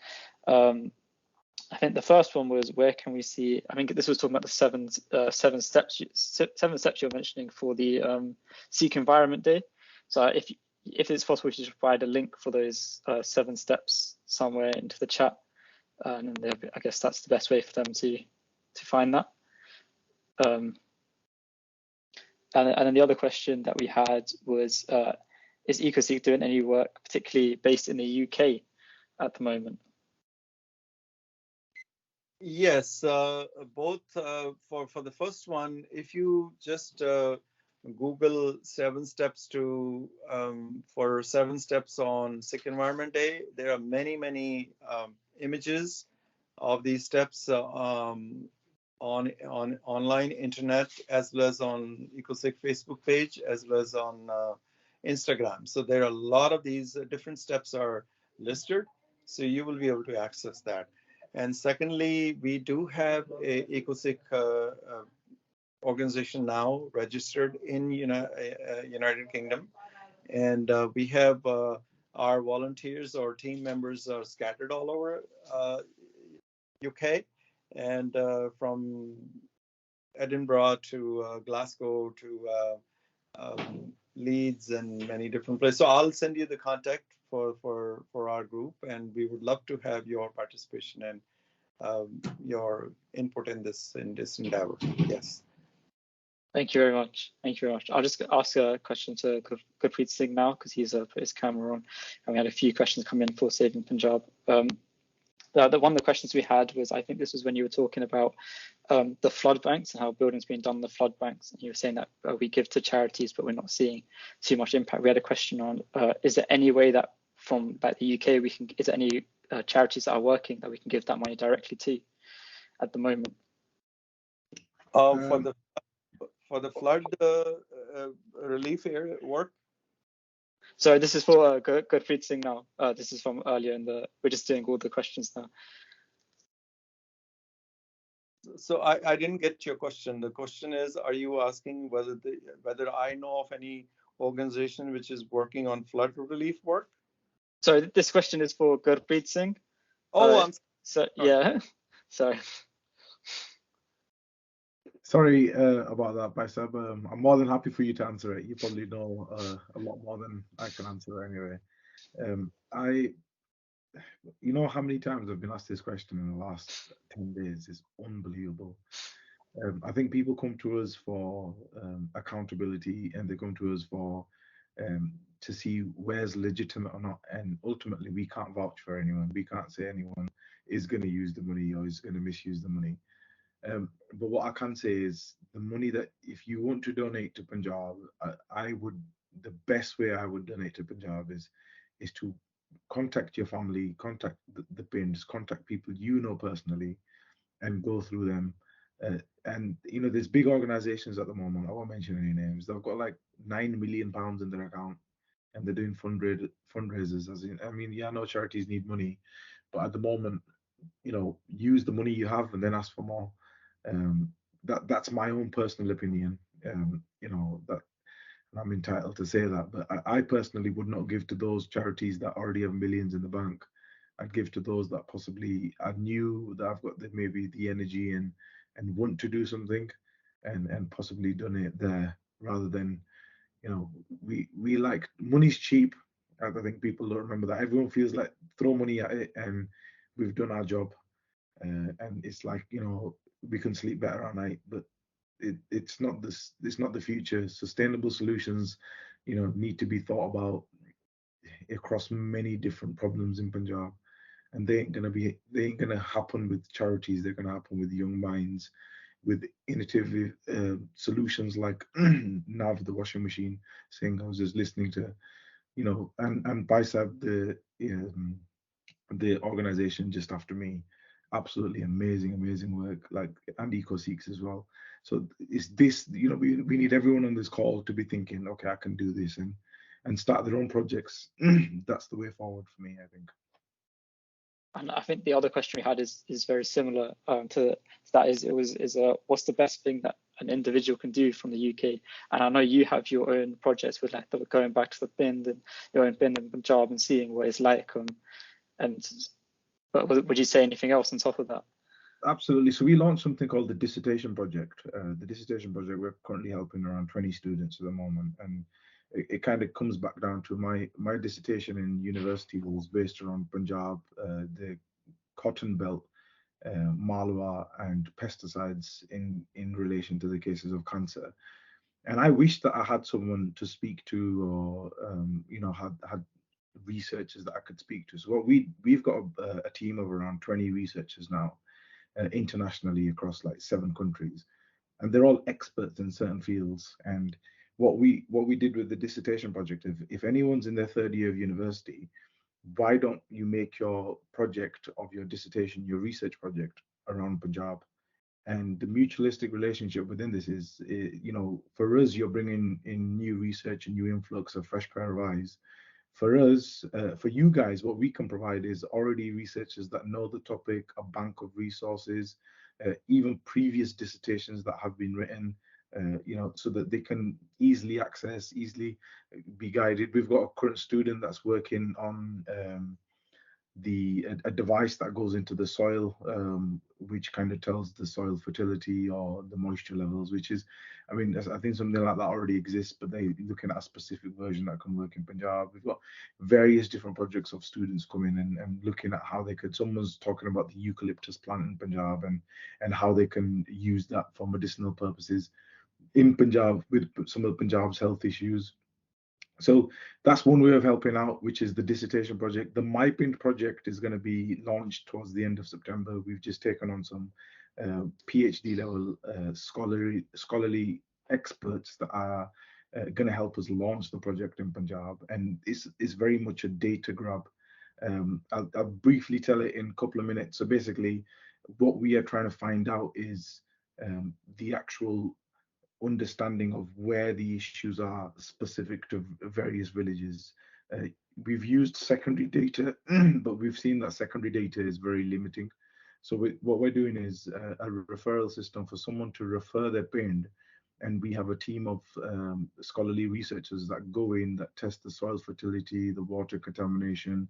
They look at education system within the villages. So they do an in-depth analysis of the schools, looking at facilities such as toilets. They look at the actual education, attainment, attendance.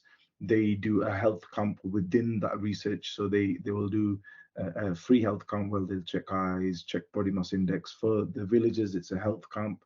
For us, it's a data grab to understand if there's any patterns, if there's any correlation between the health issues within the village.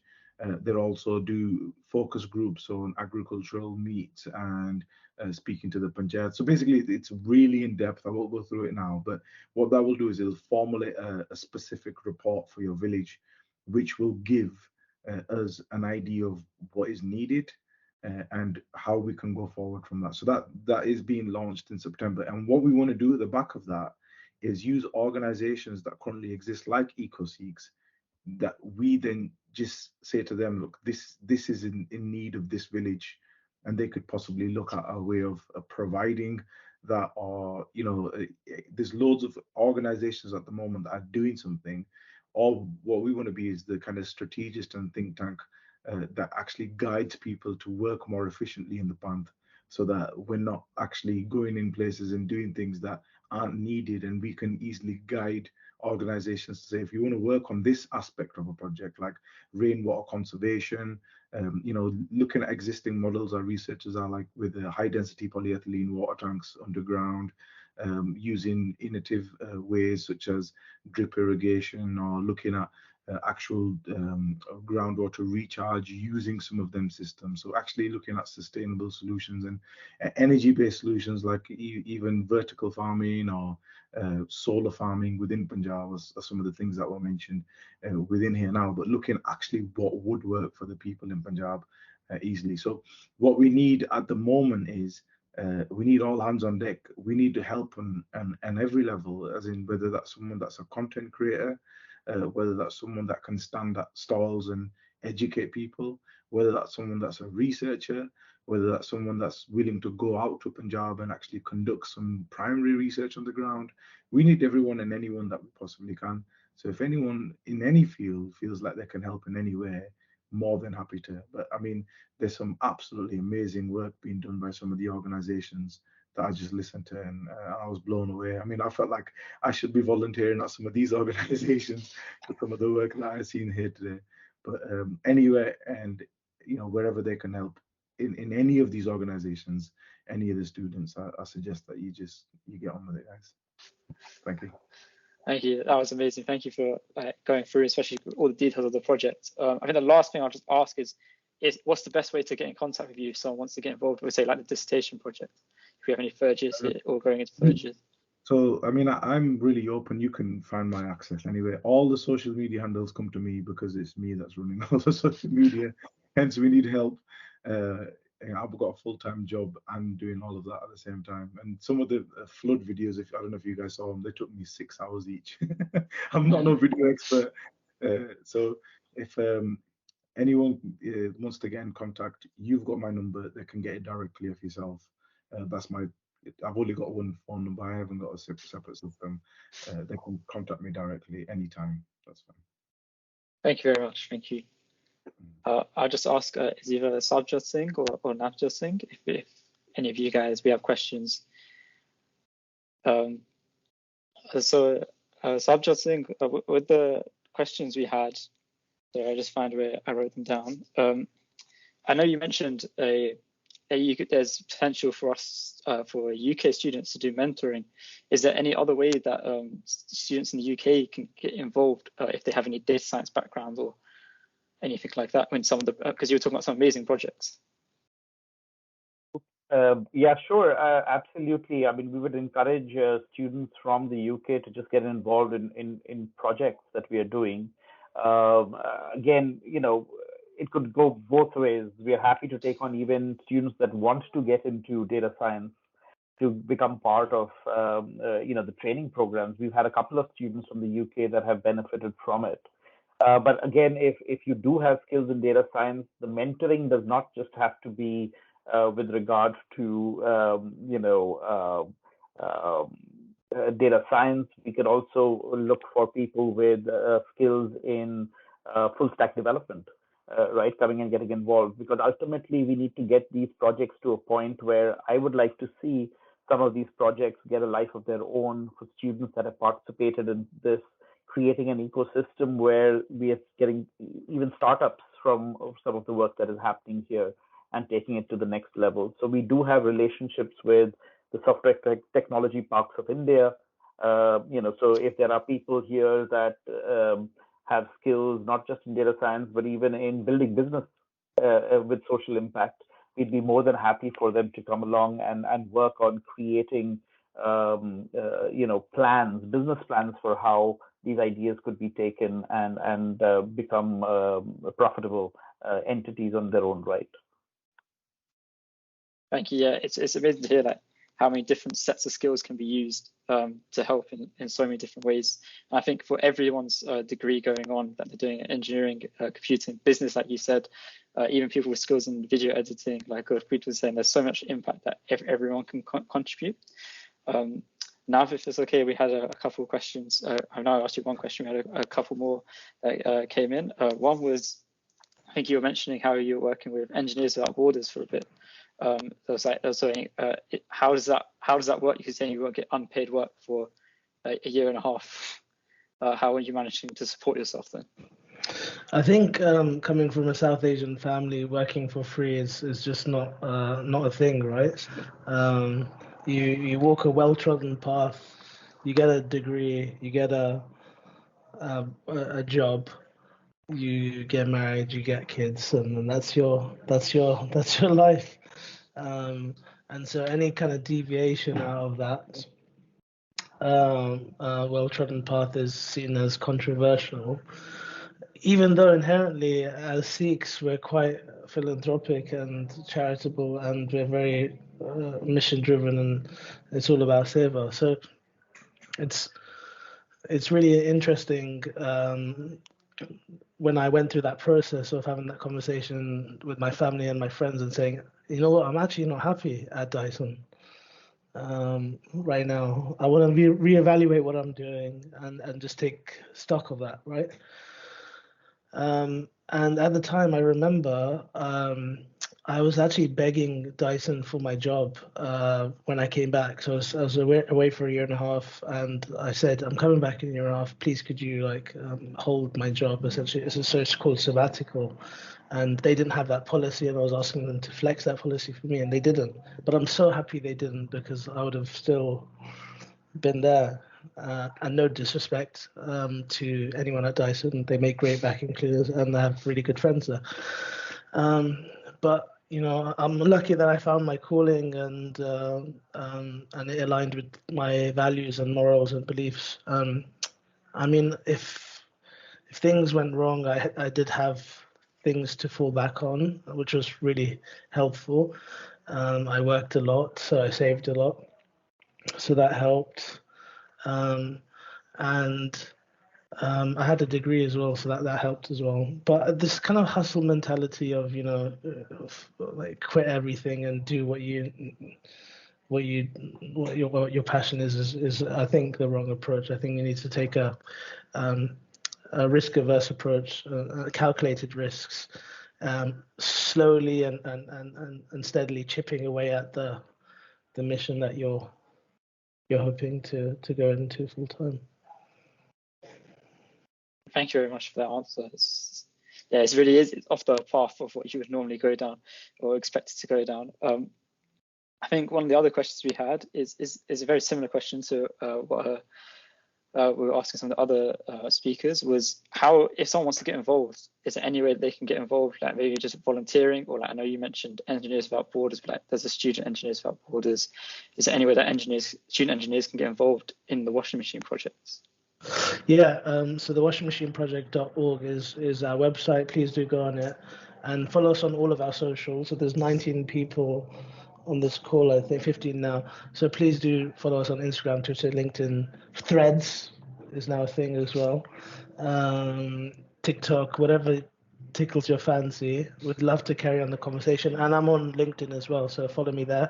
I'd love to continue to give you guidance and advice beyond this phone call, because I know how stressful the situation is, and I've been there, done it. I know how it feels, so I am your ally. And we're actually going through our biggest recruitment cycle since we started, so we're doubling our workforce. So we're constantly looking for bright, like-minded individuals that get the mission vision. So do look out for those, and if you want to volunteer, there's loads of volunteer opportunities on the website as well, thewashingmachineproject.org. Thank you very much. I think that's all of our questions as well. I just want to say thank you again to all our amazing speakers, and please feel free to share any of the links, especially ones you talked about in the talk. I know Dr. Rajwant Singh, you mentioned there were some videos. If you could please share the link in the chat, that chat will stay up for a bit, so even if the meeting ends, you should be able to see that. I hope it's definitely inspired me hearing all the work that everyone else has been doing. It's really amazing. And yeah, so unless any other questions come in, I think we're going to end it there. Nav, I will put you in contact with Jasraj, who I think won the book, so you can get that all sorted out as well. Thank you. Yeah, once again, thank you very much for everyone for your time and your passion and your energy into all these projects. Vaheguru Ji Ka Khalsa, Vaheguru Ji Ki Fateh.